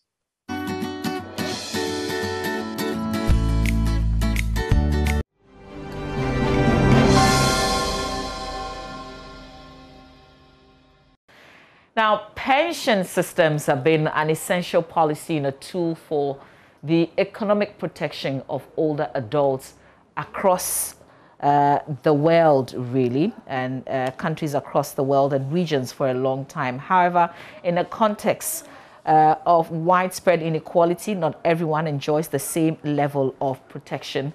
Women still have lower labor market participation rates than men. These are linked to gender roles and cultural norms by which women tend to assume most of the care work in the family. This compromises their labor market earnings and employment-related benefits, including future pensions. Today, we want to focus on pensions and we want to talk about women because there are a lot of gaps. Let me introduce to you my guests who are joining us via Zoom for this conversation. Samuel Boateng is head of communications with People's Pension, and Lois Nanase YCMI is compliance officer with the NPRA, that's the National Pensions Regulatory Authority. Good morning to you, ladies. Good morning, Mama V. Can I ask what your challenges are this morning? What are you challenging yourself to doing a lot more as a woman? Well, basically for me, I'm very passionate about women's income security. So of course, one of the most important things to me as a woman is to ensure that I am adequately prepared, for retirement. Yes, I will be preparing, or I am prepared for the everyday things I do, but I am thinking ahead and asking myself, what else can I do to ensure that once I am out of active work, I am okay, I can take care of myself. So for me, it's all about preparing myself for my future income security. Great. Yes. Well, just as you said, I'm thinking same. Just that I'm not thinking about only the future. I'm also thinking about the now. So how I'm going to have money, penetrate the financial sector, make sure I take enough risk, because we know most women don't like assuming risk. They don't like exploring the financial sector. They don't like investing. They are quite conservative. So then as a young woman, what can I do to take advantage of the opportunities I have to make more, and also to ensure that when I grow old, I have enough to rely on for my kids and for my husband as well. Thank you. All right. Well, thank you. I love that. So essentially, we are asking people to choose to challenge themselves for a better tomorrow. Well, it's just not just any person. We're challenging women out there. It really doesn't matter your age. Just choose to challenge yourself to have a better tomorrow. And the conversation that we're having is for all of us. This is something that we usually don't talk about, and that's why it's a good time to focus on this today. Yeah, perhaps I should start with you. What are the inequalities in pensions? Specifically, we're talking women. Yeah, so Mama V, there are quite a number of them. And one of them, or a historical one, is the income disparity when it comes to the various genders, that's men and women. So historically, men would earn more than women, especially in the formal sector, even if they are doing the same level of work. And it's one of the things that does not really help women. Now, when you come to the informal sector as well, you'd realize that women will be found more in casual employment. And so they do not earn as much as their male counterparts. Again, women will take time off work during to take care of family, to start a family, to care for sick relations and all of that. That gap, where they are out of employment, what it means is that if they were saving towards their retirement, or they were putting money aside towards their retirement, they would lose that, that period, because they wouldn't be in active employment to be able to save that much. Again, women live longer than men. That's according to research. And women are said to live 2.5 years longer than men. So what it means is that their savings, whatever savings they have for retirement, should be able to take them over a longer period than men. And of course, an extra lifespan when you are old and everything means that you may have additional medical costs. Now, when men, we also know that typically you find men, dying earlier than women. Like I said, they live at a shorter time than women. So it means that if there was a cost-sharing system for a couple, for example, when the man is no more alive, it means that the woman has to now shoulder all of those responsibilities. And if she does not have adequate savings, then again, it puts her in a very tight corner. So these are some of the reasons why you'd find women not having enough money. And again, women will save smaller amounts because, of course, they are engaged in casual labor more of the time, especially in the informal sector. And so these are some of the things that does not really go in the favor of women when it comes to saving towards their retirement. And ultimately, we know that when they finally go on retirement, then they feel the effects of what you just outlined there. Lois, pension coverage remains limited from your perspective, from the NPRA's perspective. Can you help us appreciate that? Okay. Thank you very much. As you rightly mentioned, pension coverage is quite limited, and we've been trying to penetrate the workforce, but then we are having more challenges with the informal sector as compared to the formal sector. With the formal sector, it's quite easier because then we know most of the things are mandatory. Even with the Ghana, our Pension Act, the Tier 1 and the Tier 2 is mandatory, and most of the formal sector practice that. But then the informal sector falls under the Tier 3, and that one is voluntary. It's not mandatory. So then you realize that most people don't do it. Since it's not by force, it's not demanded by the law, most people don't take advantage of it. And most of our women are suffering from this as well. They don't take advantage of it. And it's largely due to the fact that some don't have that much information on pensions at all. There's low pension literacy out there. And some don't even have much information about the financial sector itself. So then they don't have a lot of information about what they can do and what they cannot do. And, back in 2017, what happened with the banking sector, the cleanup exercise. So then most people find shortcomings with that. Most people lost courage in the financial sector because then they are wondering, am I going to lose my money? Should I put my money in anything formal with the banks? Am I going to lose it? Am I going to be moving back and forth looking for my money when I'm old and now I'm frail and I can't be doing that work? So then they don't have much information about the things that we have to protect them. And with the pensions, there's a lot of advantages. And it's not such that someone can just take your money, take advantage of it, and get missing out of the blue. There are lots of protective covers for you when you're doing pensions. And we have the tripartite system. We have the custodians, the trustees, the fund managers, and they are all doing their bits to ensure retirement income security. So then we wish to employ most of our women and also the informal sector to take advantage and do something for themselves, to get involved in the pension schemes, to invest something, no matter how little it is. And you realize that it's done to suit us. So then right now we have various platforms to do that. We have Momo, we have a lot of the trustees have different rollout programs. So you can use the mobile money to pay it. You can do it as if like the Susu kind of thing.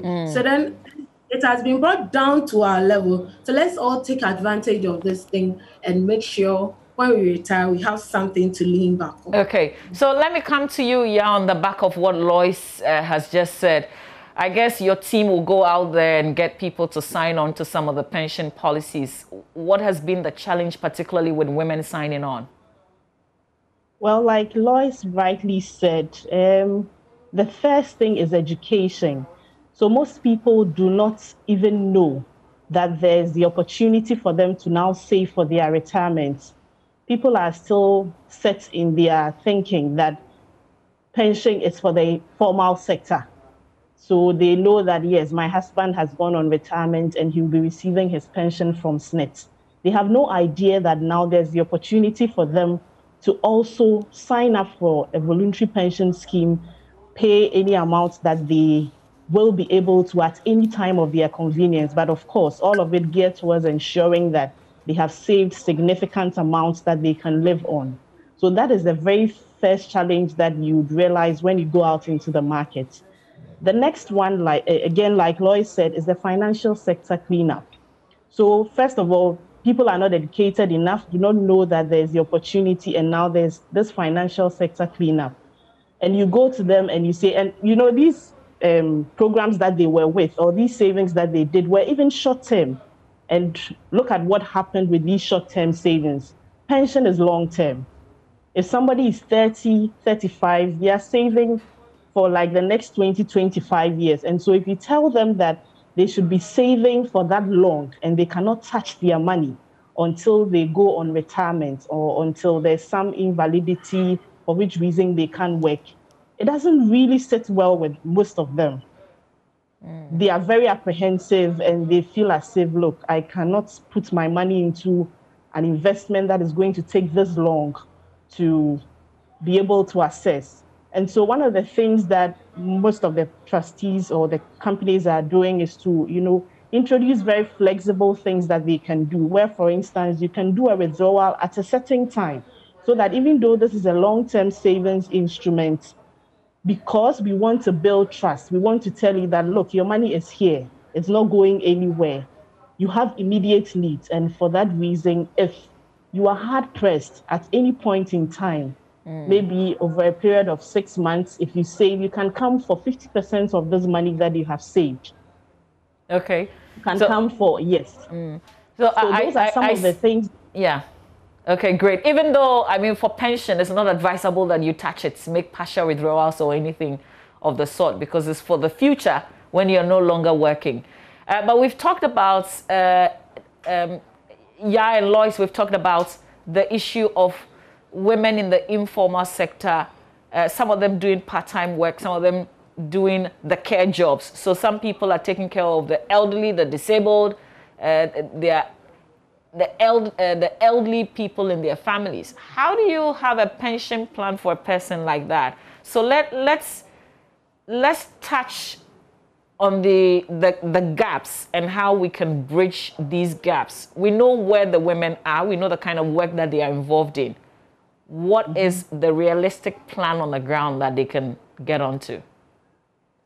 Okay, so for instance, one of the things that we as players in the industry should be mindful of when designing these pension schemes is the peculiarities of the women constituents that we have. We need to understand the challenges they have due to systems and policies that are already in place. So we need to design schemes that will enable them to save. So like I said, introduce a withdrawal component so that they can do withdrawals at certain points. The law allows for that. And so they are able to do withdrawals, even though it's a long-term product, and then it builds their trust. It tells them that, look, eventually when I come on retirement, I can still access my money. Again, there needs to be that collaborative education between the players and the regulator. When the regulator leads the charge in making sure that there's very intensive and extensive education on pensions, it boosts trust as well, because now they won't be looking at you as a private person coming to them and telling them all these things. They know that there's some government agency involved that is ensuring that their money is protected, their funds are safe. Again, we need to also come up with policies and programs that would ensure that the problem of inequality is taken away completely, by making sure that we are also bringing these women into the financial inclusion space. Because let's not forget that that is also one challenge that women face. Most women are underserved when it comes to financial inclusion. And so in as much as they are not literate, in as much as they do not have adequate education, yes, now there are a lot of tools that we can introduce to them. So there's the USSD payments, which are very simple apps that they can use and which they can even use in places where there's no internet connection. And so we also do digitally driven products so that we are not just helping them to save, but as well bringing them into the financial inclusion fold. And I think that when we do some of these things together, as an industry, those are some of the ways that we can really get to these women constituents and introduce also, various products.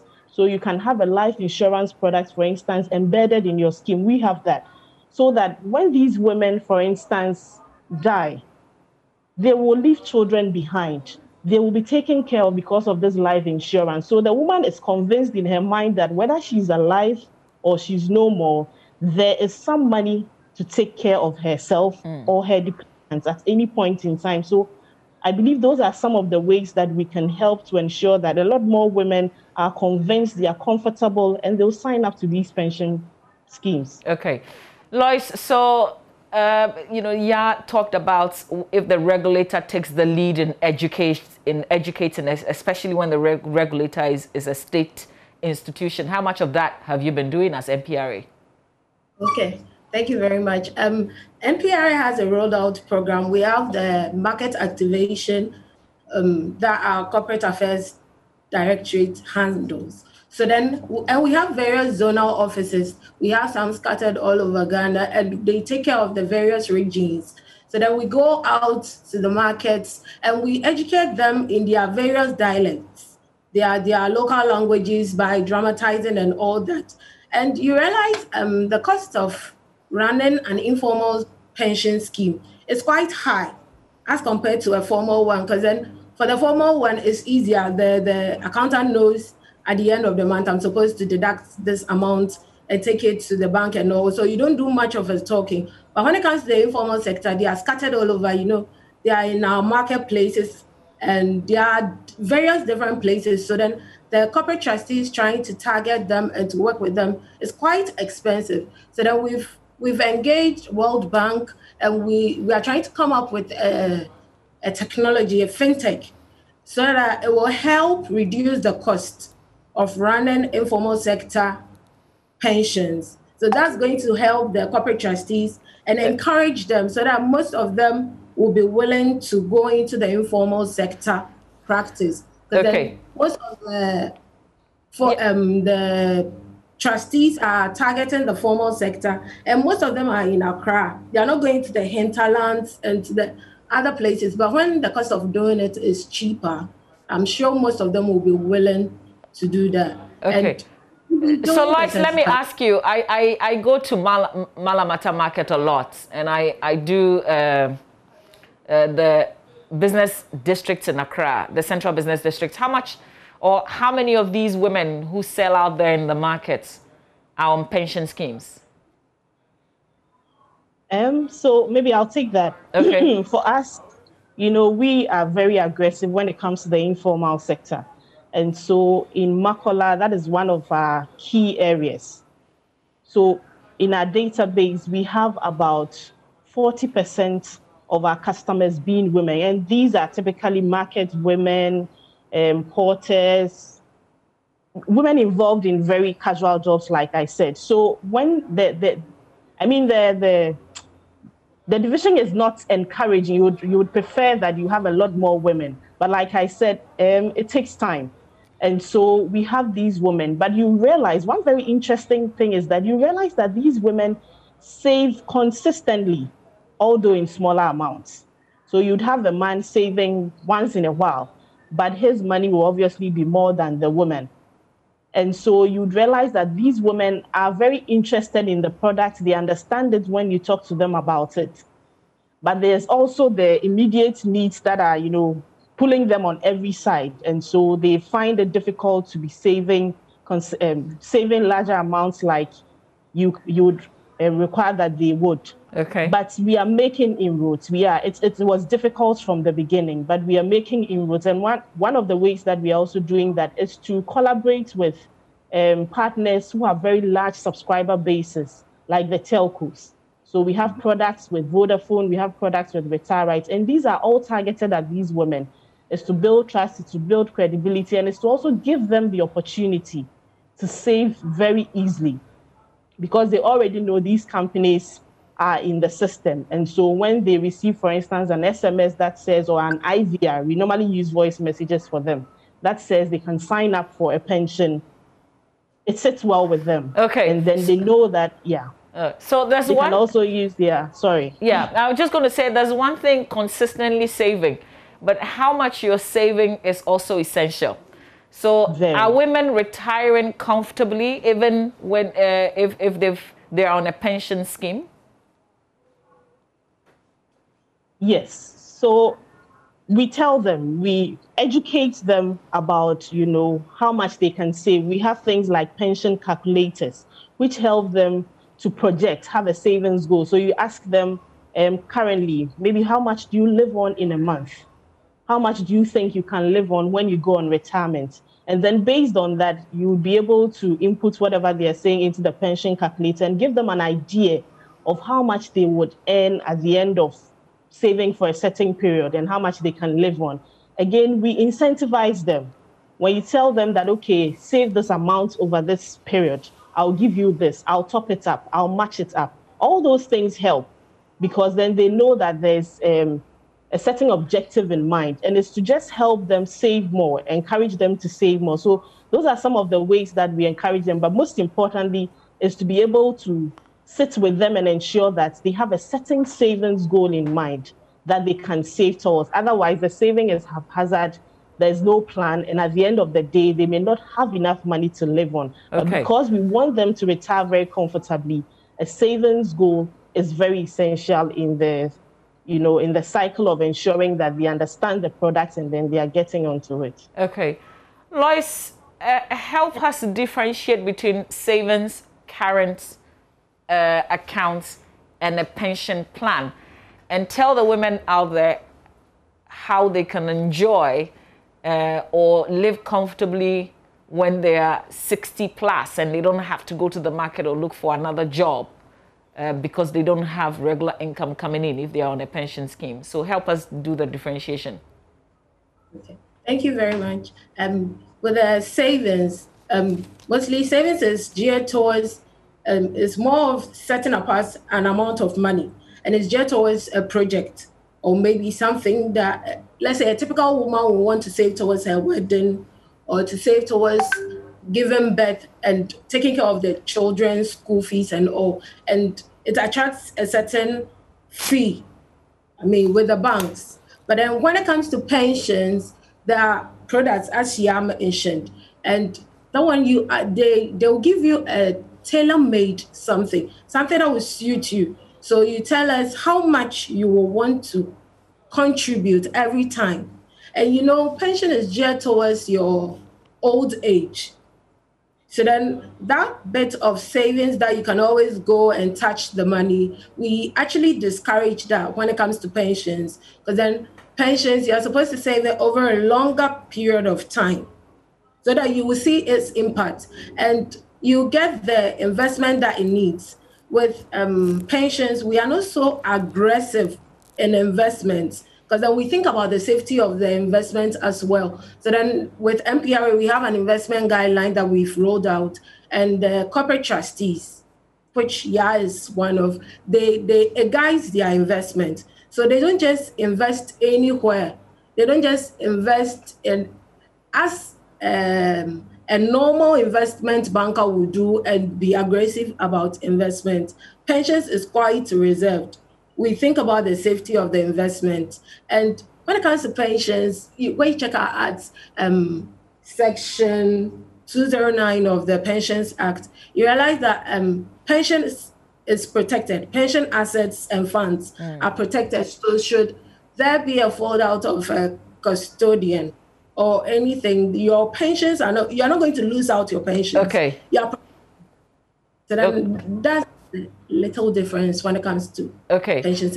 All right. Yeah, can you just add a little bit to this? And I want you to break it down so that people can understand how they get to enjoy when they finally retire.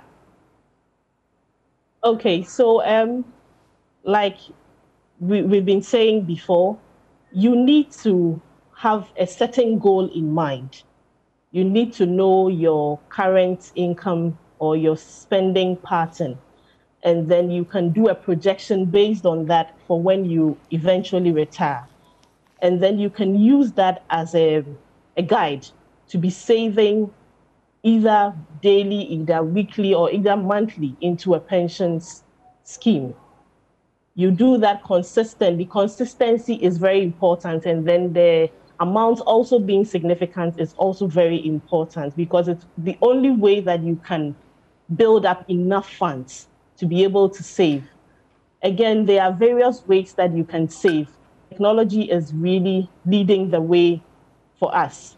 And so we are introducing ways that people can save. I mentioned the USSD system earlier, where you can just dial a USSD code, you register, you set up, either a certain frequency of payment and a certain amount. And then there's that automatic deduction that can be done and pushed into your account. You are credited, you receive messages, just to let you know that your money has been received and it's been put into your account. Okay.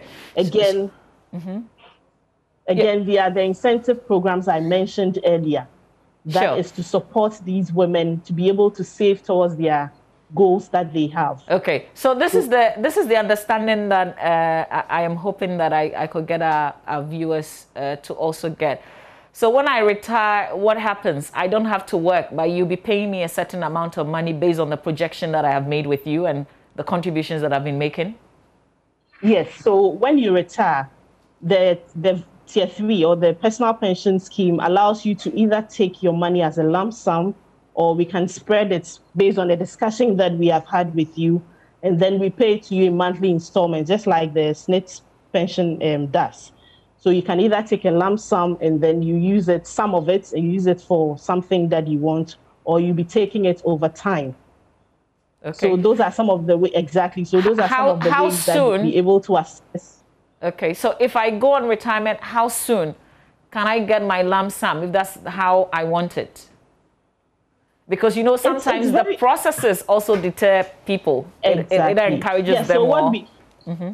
Yeah, that's very true. So what we do is that at People's Pension Trust, we make sure that even before you get to the age of 60 years, maybe at 57, we start, prepping your mind that you soon be going on retirement. So if you want to increase your amount, increase it. If you want any other education, we take you through it so that you are well vexed. So when you hit 60, we have your database, we have all your details. So when you hit 60 years, you are notified that, look, your retirement is due. So we need to engage with you to find out how it can be done. For instance, this withdrawal I was talking about, in maximum 72 hours, you have your money. So we engage them and ensure that even before you hit age 60, the process that you have to go through. Okay. So that once you retire, there isn't too many impediments in the way which would let you be sitting at home, waiting for your money, doing a lot of crisscrossing up and down. We engage very aggressively with our clients. We make sure that we are always engaging with them to ensure that before they turn 60, they are already aware that they need to be doing some of these things. Okay. And so by the time the 60 comes, there's that process. So it's very seamless. Okay. And then they'll start receiving their money. All right. So ladies, we'll have to end this conversation here, but I want to come to you. We can do the board or the calculator so we can help people out there, do some calculation. It's good for people to know if I've been saving 200 Ghana cedis every month and I have to do 20 years before I reach the retirement age, how much will be the lump sum? And if I want to break it down and receive the money as monthly installment, how much would I get? So we can we can fix a date and have that conversation so we can help people a lot more. But just one last question, maybe you can help me. TPFA transfer, what does that mean? And this is in a statement, a pension statement that I received not too long ago. TPFA. I think I may have to get back to you on that. Okay. Yeah, I think Lois wanted to say something. Yeah. I think Lois wants to step in. Okay, so the TPFA is a temporary fund. So you agree with me that initially we had only SNITs handling the pensions in Ghana. So with time, then the tripartite thing happened. The 3-tier pension scheme happened. So during that period, that we were rolling out from only the SNITs playing the role to the three party system, there was a period, a lapse for a period. So then those who were moved from the old scheme based on their age to the new scheme, as of 2010 January, if you were below 50 years, you belong to the new scheme. That's the Act 766. But then if you belong to the old scheme, if you were 50 years or above as of 1st January 2010, you belong to the old scheme, meaning every contribution due you was made to SNIT. However, if you belong to the new scheme, then part will go to SNIT, then part will go to a tier 2 scheme or a tier 3 scheme. So during that period that we were registering the trustees, you know, the trustees were not existing then. So then MPRA created a temporary fund to hold the money. Because then we can't just let the money lie there like that. It has to be working. It has to be earning interest for you. So during that period, that's the TPFE. That's the period that your money was in the temporary fund. Okay. So then after you enroll on a scheme, then we transfer your money to a scheme. So there are still some employers who haven't moved their monies to a scheme. And we are encouraging them to do that. But then after you get enrolled on a scheme with a tier 2, then you move your funds from the TPFA into the scheme. Thank you for that explanation, because I'd been thinking about it and I didn't know where that came from.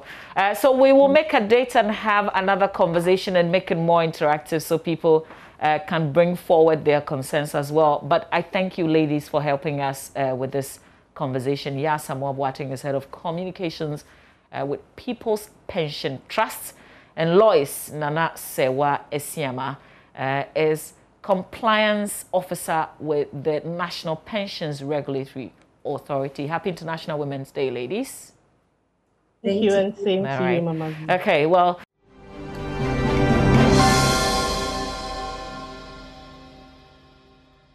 Still on International Women's Day and celebrating women in the front line as we fight COVID-19, Benjamin Akapo sat with Dr. Joycelyn Esiming-Dame. She's a pediatric infectious disease specialist. That conversation comes up after this. Stay with us. It's another beautiful occasion to discourse with a very special personality ahead of International Women's Day on the 8th of March.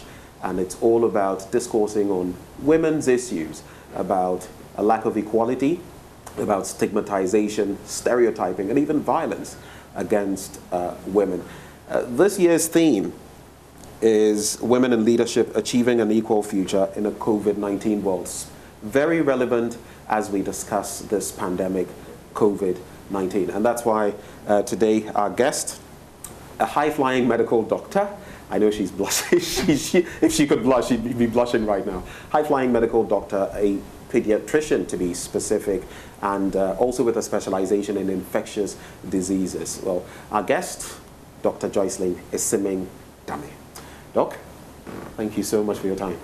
Thank you for having me. And I'll just say this, it's been quite a bit getting you to speak to us. If anyone has tried reaching you in a while, I mean, it would have been tricky. So we're very grateful that you've decided to speak to us. Yeah, thank you so much. I know that I've been giving you sort of a hard time, but it's been incredibly busy for the past few weeks. So right. I know we have to do this. Let's talk about where you are. I mean, I've done some research into pediatricians in the country, very few. Very small numbers, not to talk of women in pediatrics, not to even talk about women in pediatrics specializing in infectious diseases. But for you, how did this start? Has it always been your dream to be what you are now? Well, should I say that? I think so. I always knew that I wanted more than just the average. And being a little girl, growing up around my daddy, who was a professor in Legon, I mean, I'll finish school, and instead of playing around with other kids, we go straight to his office. I'm doing my work, and he's also in his study. So I sort of grew up in that kind of academic background. So not unusual. Finishing, stayed in Legon, went to school in Legon, went to Achimota School. So sort of was in that neighborhood and continued at Legon and then University of Ghana Medical School. It was not surprising that I went to the medical school, because I sort of just, I always say that I wandered in that path. It was just doing medicine, but again, of course, doing science and just continuing in that pathway.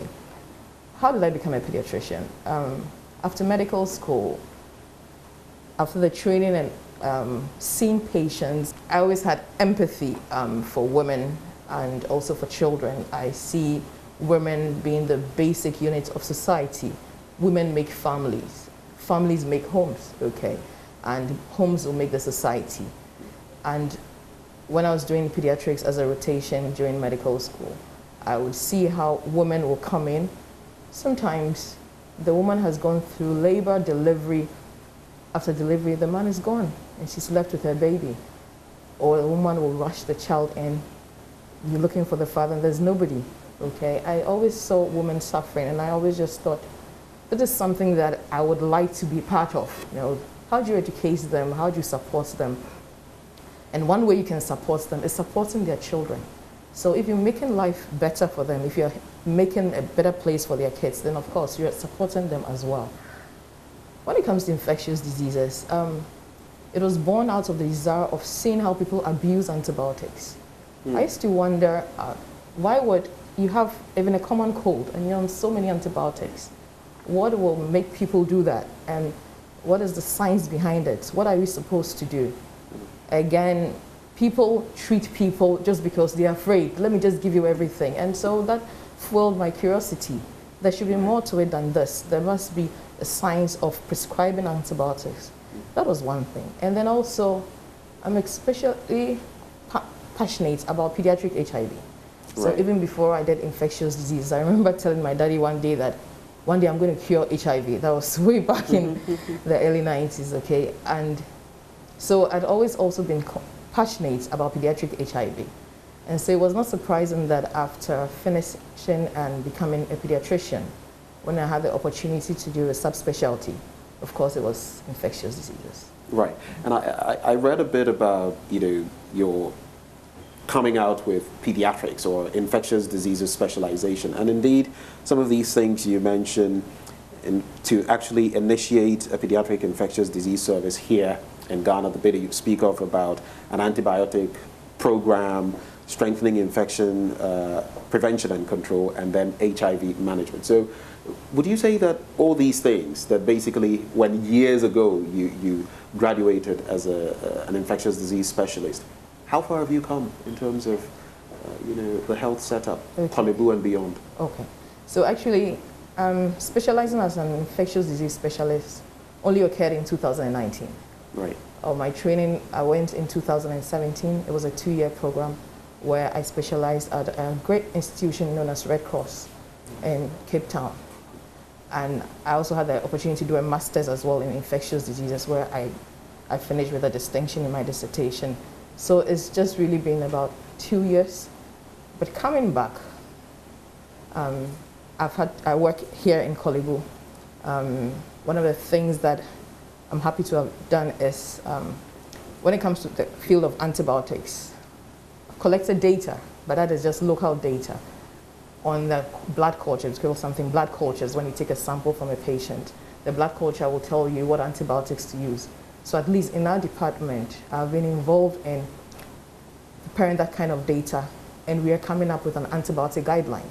So I'm happy to say that this is something that before you can do what we call the antibiotic stewardship, you need to know what antibiotics I should use, so that if somebody is not using that antibiotics, then you can say, this is what the guideline is. But if there's no guideline, then you can't tell people that, what are you doing? Don't say, so what should I do? So that's been one of the main things that I've been working on, and it's almost done. The other thing has been the area of pediatric HIV. Updated the guidelines when I came as well. And so currently we have the national guidelines that we are working with. Pediatric HIV is always evolving, so you need to really be abreast. Today the guidelines because the virus itself keeps evolving, exactly. So we have to play catch up. We have to keep up with, and unfortunately Ghana is not really catching up, I must confess, because one of the things that hit me hard while I was training was that there was a drug known as lopinavir/ritonavir that is given to children, okay, infancy. You can use it from 1 month old. Ghana was still, for a very long time, using the very old drug that everybody says that there's so much resistance to this drug. And it was only until last year that we got it. So those are the things that really... And how long has the drug been in the system? It has been in the system for a very long time. You mean internationally or just in Ghana? In Ghana, it was just last year that we had this drug. Yes, I was asking internationally, and why it had taken us so long. Well, I guess, procurement and what is their priorities, you know, and that is why I think that pediatric HIV is not prioritized in this country, because we know that, and it's not being done, unless, of course, we say that we don't know. But recently, I mean, even the kits that will test a baby who is positive, or to test to know whether the child is positive or not when they are born, for a very long time, I mean, it ran out because it was at the port. It's at the port because donor fund has brought it in, you know, and I think they have paid clearing fees or duty, one of them, and Ghana has to do their bit. So for a long time, it's been at the port. It's only recently, then when I heard about it, I complained to one of the people in charge, and he promised me that he would work on it. So I'm saying that, is there nobody in the ministries who is in charge of pediatric HIV, who is in charge of even HIV and looking at these things? And I don't know, those are one of the inequalities. And ultimately, that affects the woman. Because the woman who is going to see her suffering child is the woman who has to come to the clinic all the time. And we say, oh, we can't do the test today. Then she goes back home. The man is not likely to follow you all the time. It's a woman. So these are some of the inequalities. And people just assume that when it comes to inequalities, it's just about the workplace, it's about the positions. But these are the little things that we should also look at. How a woman will have to wake up every time, come to the clinic. It's not there. We don't have this. And she goes back. When we can make it available. I kept saying that, how did the COVID vaccine come in so quickly? Because we know we are concerned about it. We prioritized it. And it's in. And we started vaccination. And I've had my shot. Why should this be stuck at the port? It's sad. It's Good really question. sad. Good question. Priorities, like you said. But the sciences tend to be male-dominated. How difficult has it been rising to the sort of heights you've risen to? You're a medical doctor. Of course, post that, you do your specialization in pediatrics. Post that, you've specialized in infectious diseases generally, but with a focus on children. How difficult has that been? When you look at the field of pediatrics, interestingly, it's more female-dominated in Ghana. And actually, even internationally, it's more female-dominated. Why do they say that? They say that it's one of the fields where there's not so much money. And of course, because we are women with the empathy and compassion for children as well. So generally, it hasn't been that difficult for me. I would say the challenges really has to do with you juggling your home, your kids, your work, and you want to do well, you want to excel, you want to do it right. So those are the real challenges, and deciding after school, do I continue, do I sit at home, take care of the home, have a family, do I continue to pursue my career? And those are really some of the decisions that sometimes are a bit difficult to take. Yeah. For you, just because you bring it up, you have your own family. And, well, your husband is a prominent political figure. Let's stay away from him. Let's leave him alone. Yes, let's leave him alone. How easy or difficult has it been for you? I mean, what sort of support system have you got from there? Because a husband who is also equally busy, and you, how has it been?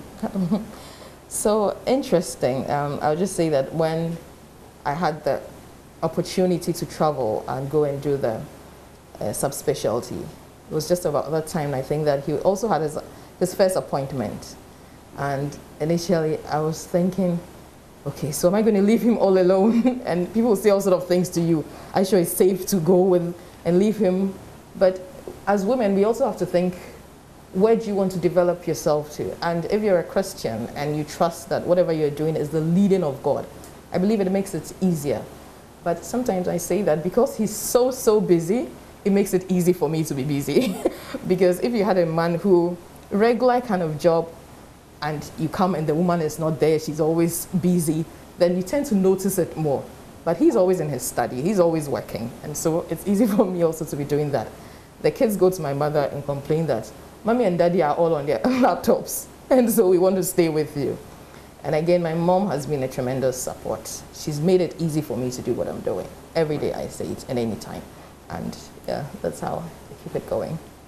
Your area of work requires a lot of research, experience, and all of that. Again, how have you been able to balance or factor that into your life as a mother, as a wife, and as a pediatrician, with all of that?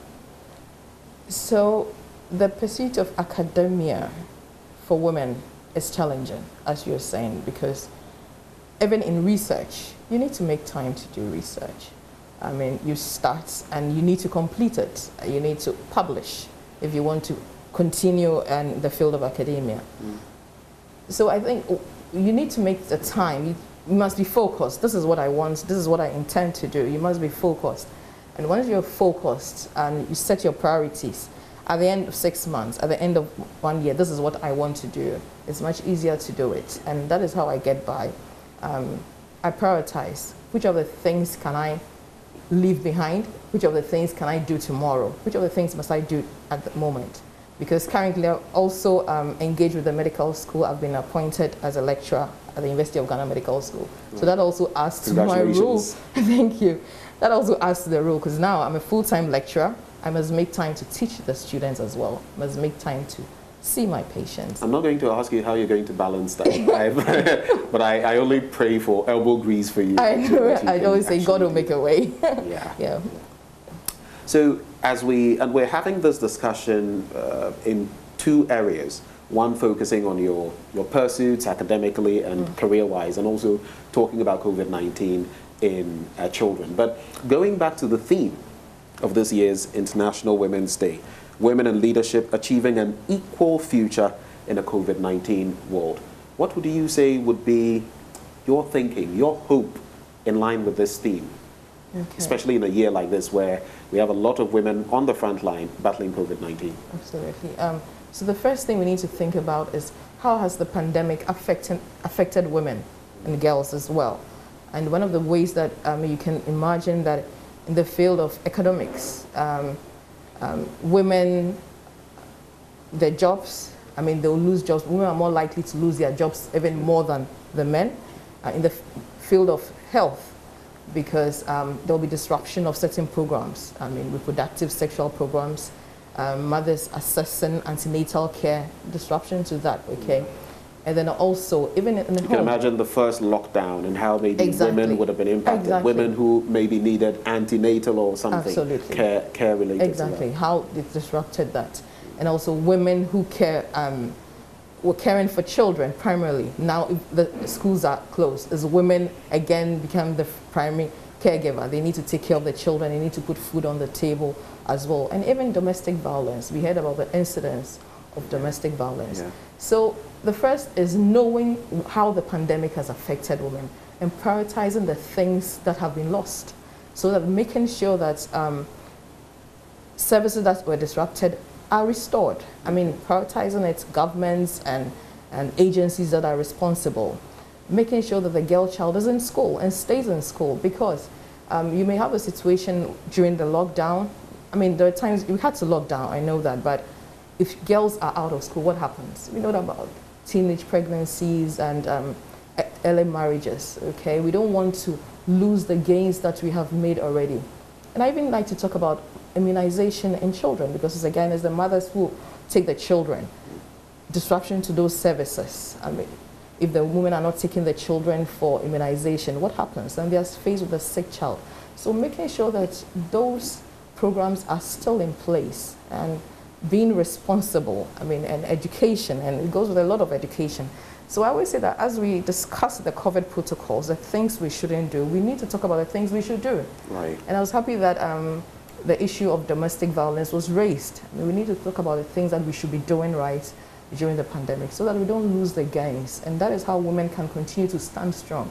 Those who have lost their jobs, is it possible to give them loans for them to build up their businesses again? We should prioritize those things and make it better for other countries are doing it. It should also be part of it. Why not us? Yes. Right. Let's move on to the second leg now and talk about COVID-19, more specifically in children and lactating mothers or pregnant women. What is the real situation when it comes to COVID-19 in children in Ghana in recent times? In fact, I recall sometime around April last year, you were speaking to some of these issues, and back then you made mention of the fact that there was no specific data, because we're still learning about the virus, to back mother-to-child transmission.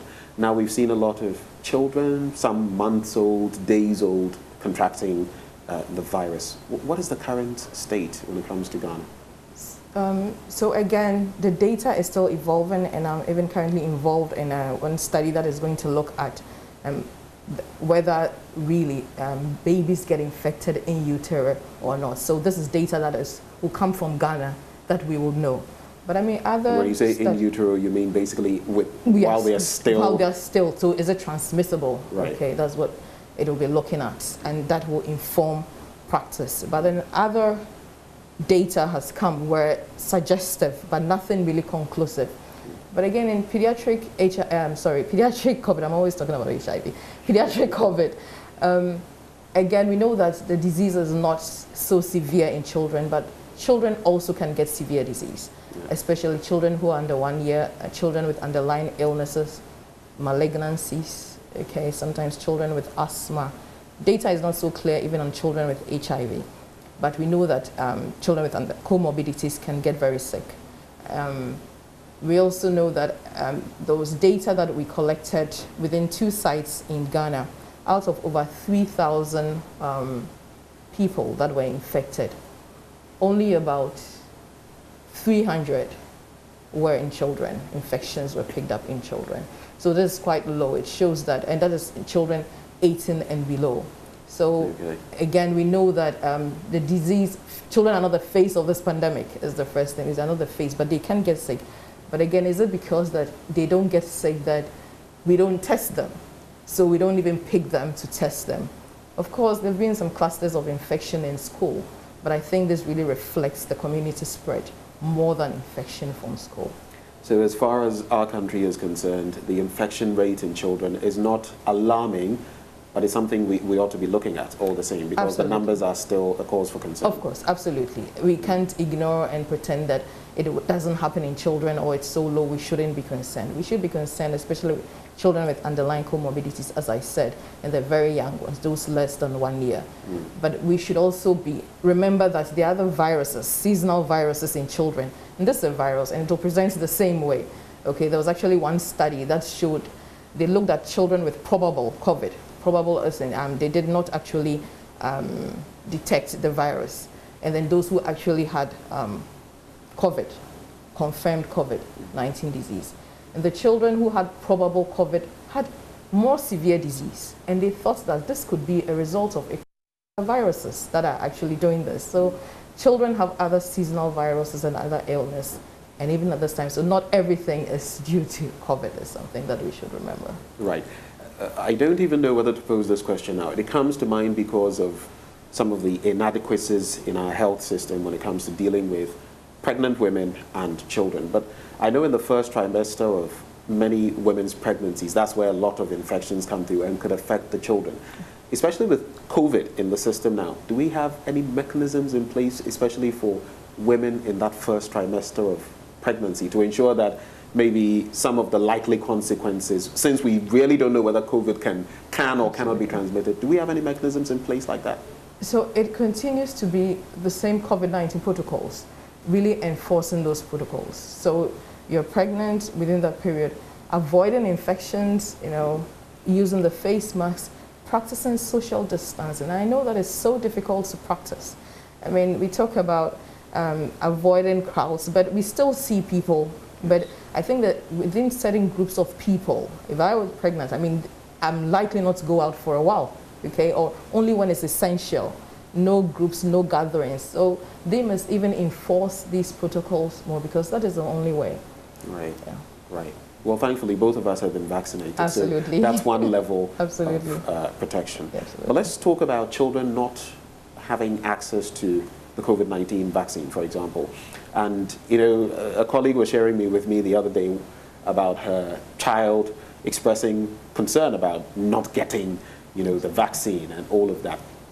What are the real dynamics? You spoke about obesity, for example, one of those comorbidities, but Absolutely. there's also child obesity. So why are children not getting the shot? What's the rationale? So simply the trials were not done in children. So the trials were done in children, somewhere in children 16 years and above or 18 years and above. But currently, I know there are trials that are going on in children 12 to 16 years that are going on currently. And only after that is completed will that age group be open, and then they can come to the younger age group. I believe the focus has been on the adults because they tend to have more severe disease. And from what we've described, I mean, the children have less severe disease, so the focus have been on them. But we know that even vaccinating children also protects, okay? Because it protects other people elderly people with comorbid conditions, because if they're in the community, they're in their homes as well, and they are asymptomatic, they can transmit. And we know that asymptomatic transmits. I mean, this is one of the things that now we know about the virus, that even if you're asymptomatic. So I think eventually it should come to that, just the same way that the flu shot is given to children as well. Right. Yeah, this should also happen. In terms of precautions, pregnant women, lactating women, those who have children, what would you proffer to such women in these times? Yes, the protocols, but beyond that, is there anything they could do? Really, from science, beyond that, there's nothing. If you look at the data, there's nothing that really, apart from just practicing what we all know now, there's no drug. And I just want to say that, I mean, people abuse, again, antibiotics so much during this pandemic. You have a COVID test and you take azithromycin. Please, azithromycin has its purpose. It's an antibiotic that is used for particular conditions, it has not been licensed for the prophylactic treatment of COVID-19, and it's been abused so much. We'll get to the point where we need azithromycin for other conditions, and there's no azithromycin. Or even worse. Or you have developed resistance, which is the big concern. You've developed resistance, and you don't have azithromycin, and we should really be careful about how we abuse it. So we should tell our friends, people who are listening should please know that azithromycin is not licensed as prophylactic treatment for COVID-19. Even if you are asymptomatic, you have mild disease, you don't need to. It has its purpose in treatment. And I feel maybe in the coming years, that's another thing we're going to have as a health care burden, because a lot of people now have been afraid, and so they even get the common cold, which is in the coronavirus family, and they go and get azithromycin because someone had COVID, told them this is what I took, and somehow they get it over the counter, and the abuse has been massive. The abuse is massive, and I saw one patient who was prescribed, just had a COVID test positive, azithromycin, ivermectin, prednisolone. I mean, seriously. And the person was even diabetic, and we know that steroids can alter your sugar level. Okay, so let's all, us as physicians as well, we should be careful of the things that we are prescribing to people, so that not just we end up seeing the effects of the pandemic as some of these things like resistant organisms. Some of these antibiotics we are taking, I mean, some of them are 500 milligrams and the rest. So antibiotics, and even it's pretty on the high end. Could these kill? I mean, it just came to mind, like the cocktail you just spoke of. Can it affect someone to the point where it could kill the person? So again, depending on even what your underlying condition is and the contraindications, there are some drugs that they prescribe that do not give with that, do not give this drug. So it depends on what you're taking, and you need to be very careful with what you're taking. So yes, that could happen. But really, 500 milligram azithromycin is actually standard dose for an adult, so that is okay. But I know somebody who had been on azithromycin for as long as 10 days. Azithromycin is usually taken for about 3 days, right? Yes, 3 to 5 days, depending on the condition. The person had been on azithromycin and had been on amoxiclav since, I mean, prophylactically, in and out, the periods that he's just taken it. And that could be fatal. That could be fatal, because you could end up with a diarrhea, you could end up with dehydration, and then look at what has killed you, not the COVID. Quickly back to babies. I know with viral infections, fluids and all of that usually are culpable. Can breast milk, for example, assuming a pregnant woman has COVID, she has a baby in there gestating, can breast milk, or gives birth to the baby, can breast milk actually pass on the virus? What does the science say about that? Okay, so currently, again, there's no data, and I'm happy to say that breastfeeding mothers who are fit, who are well, can breastfeed their babies. They just need to put on their face mask and then continue to breastfeed the baby as they should. Okay, so as we get ready to wrap up, schools are back in session. The children are out there, and unfortunately, I've seen videos of children simply not adhering to the protocols, or maybe adhering in school. Once they're out, the masks are everywhere and all of that.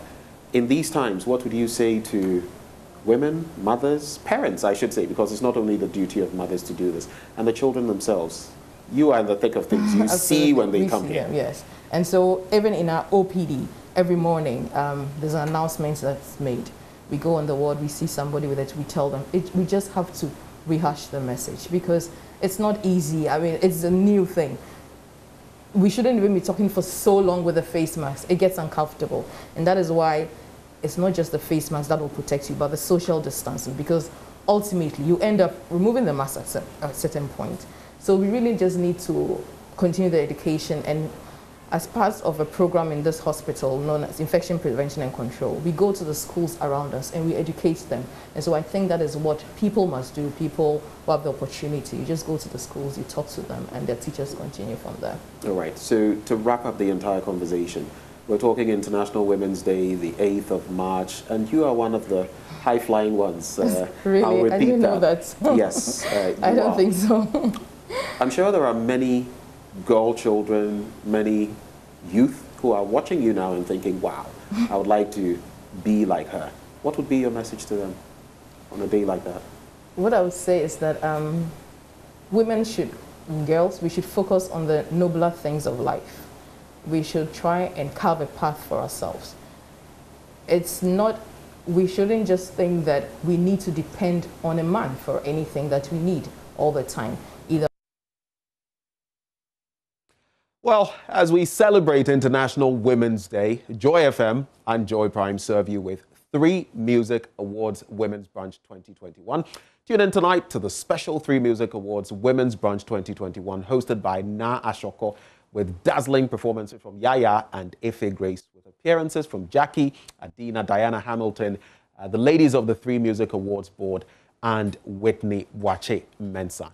It's live this Monday, 8th March 2021 at 8 p.m. So join us celebrate women on Joy 99.7 FM and Joy Prime TV in HD on HD+, also on Facebook and YouTube. The Women's Brunch is brought to you by 3 Music and Joy Entertainment and is powered by HD+, 3 Music Awards 2021 HD Partner. Experience high definition quality television on your HD+ decoder on Joy Prime with support from Nasco Electronics and Volta Hotel Akosobo. Up next on the AM show, we wrap up with Showbiz, and it's coming your way with Kadi.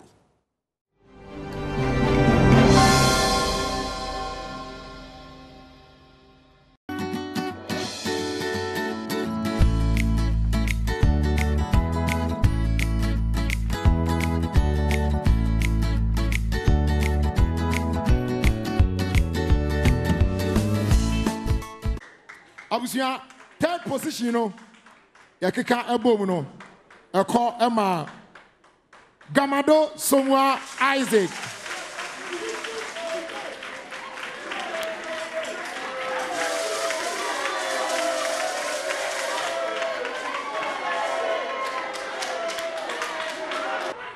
Why Enna for second position? Janice. Munyan one after the other. Munyan one after the other. Obedium, the ultimate winner for Enstruma Season 3 goes to Richmond Bwesiaku Senior.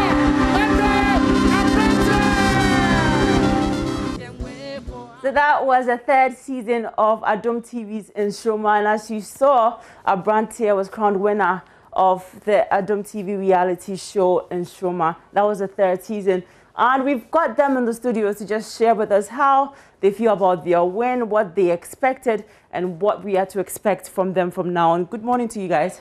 Good morning. How are you all doing? Real well. Okay, you're all winners, and congratulations to you guys. Thank you. Okay, so you're the winner. Let me start with you, Abranteɛ. We saw the video of you when you were crowned winner, you were announced winner. And your reaction, I mean, you're a winner of this huge thing.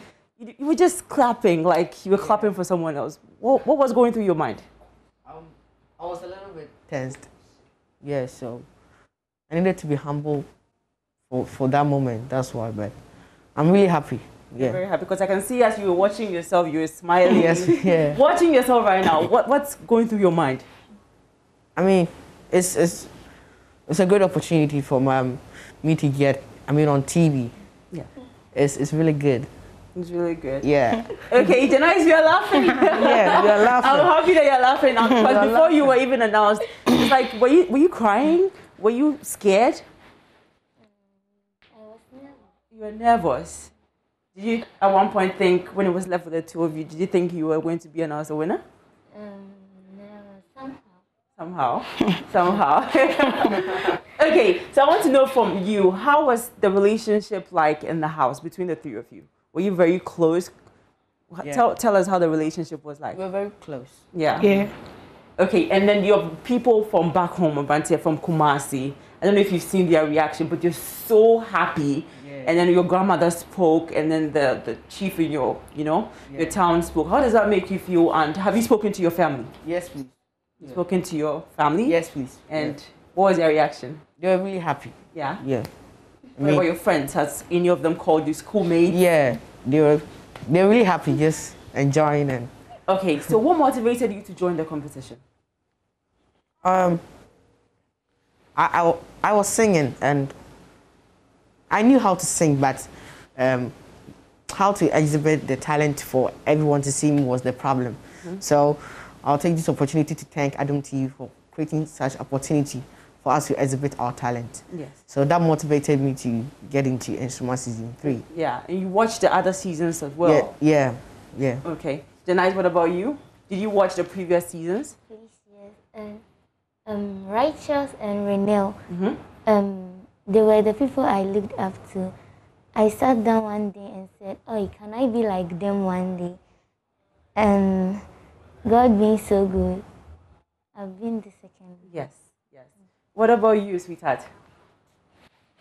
What motivated you? Who did you look up to in the previous seasons that pushed you to join this season? Gideon. Yes, please. You look a bit like him, though. Is that why? Yeah, and I really like him too. You like him, and you know you look a bit like him. Yeah. Okay, guys, so let's watch the reaction from Kumasi when Abrantia was crowned winner.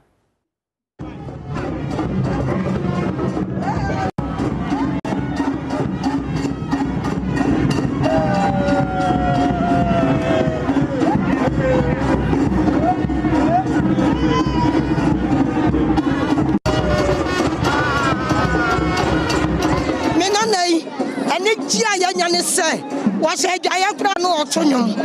Na and probably a free na says I down a dear. Adam TV for Yadamase. Some a dear na a shiny moo. What me am on a fear. Yadamase for Nenana and Menana no. And when you are Polanidia Mayano. And then you may Yanka. Tante Mai, Afigasa Mai, Yahudia Yanka, Yamaya no Abragan and Tiaso, Sabrantia to me at Kunima, Nanya Busiana one day. I am none of my gun and Naya Sadani Capia, and a Mam Unina, that I am P. I say, Yadavigasa and I say. Okay, so that was your grandmother and your auntie. Yes. And then you said, wow, when you saw the people dancing. I mean, okay, so that was your grandmother, your auntie, and they were talking about how you love singing, which you've mentioned before. So what should we look up for again? Are you continuing? Yeah, I'm continuing the music and keep supporting me, and we're going to go far. Yeah. How about school? Yeah, school are you... I'm really good. Okay. Yeah. So what's your favorite subject? Science. Yeah. Wow. Okay. Sweetheart, are you still staying in school in spite of the fame and everything that you've gotten out of Instruma? Yes. Okay, great. And yourself? Yes, please. Yeah? What's your favorite subject? I really like science and maths. Oh, wow. Nice. Maybe we would see you on the science and maths. Yes. Okay. Congratulations. Yeah, congrats to you. I want to know the genre of music, because I see he's good with almost all the performances. Yes. Okay. I don't know, what genre of music would you like to do? I would like to do high life music. Okay. Yeah. Who's your favorite high life musician? I'll go for Kwame Eugene. Kwame Eugene. Is that why you have your hair like that? Have you met him? You've not met him? Yes. You know you can't take this to school. Yes, please. Take it off. So you would love to meet Kwame Eugene? Yes, please. Okay, I think we have to make that possible. We have to make that possible for you. So these are the 3 winners. We've got our brand here, JoyNews, and our beautiful third winner. He looks so much like Gideon. I don't know. And you look up to him. True. Yes, that's he looks true. so much like Gideon. That's true. And so they're here with the awards, and then we congratulate them. They're amazing. They're amazing. And then thank you so much for coming. And congrats to you, JoyNews, as well. And I'm glad she's happy because she was kind of tearing up on the stage. All right, we have to go, guys. Yes. Thank you for being here. Thank you for being part of our holiday show. We'll see you tomorrow, God willing. Bye for now.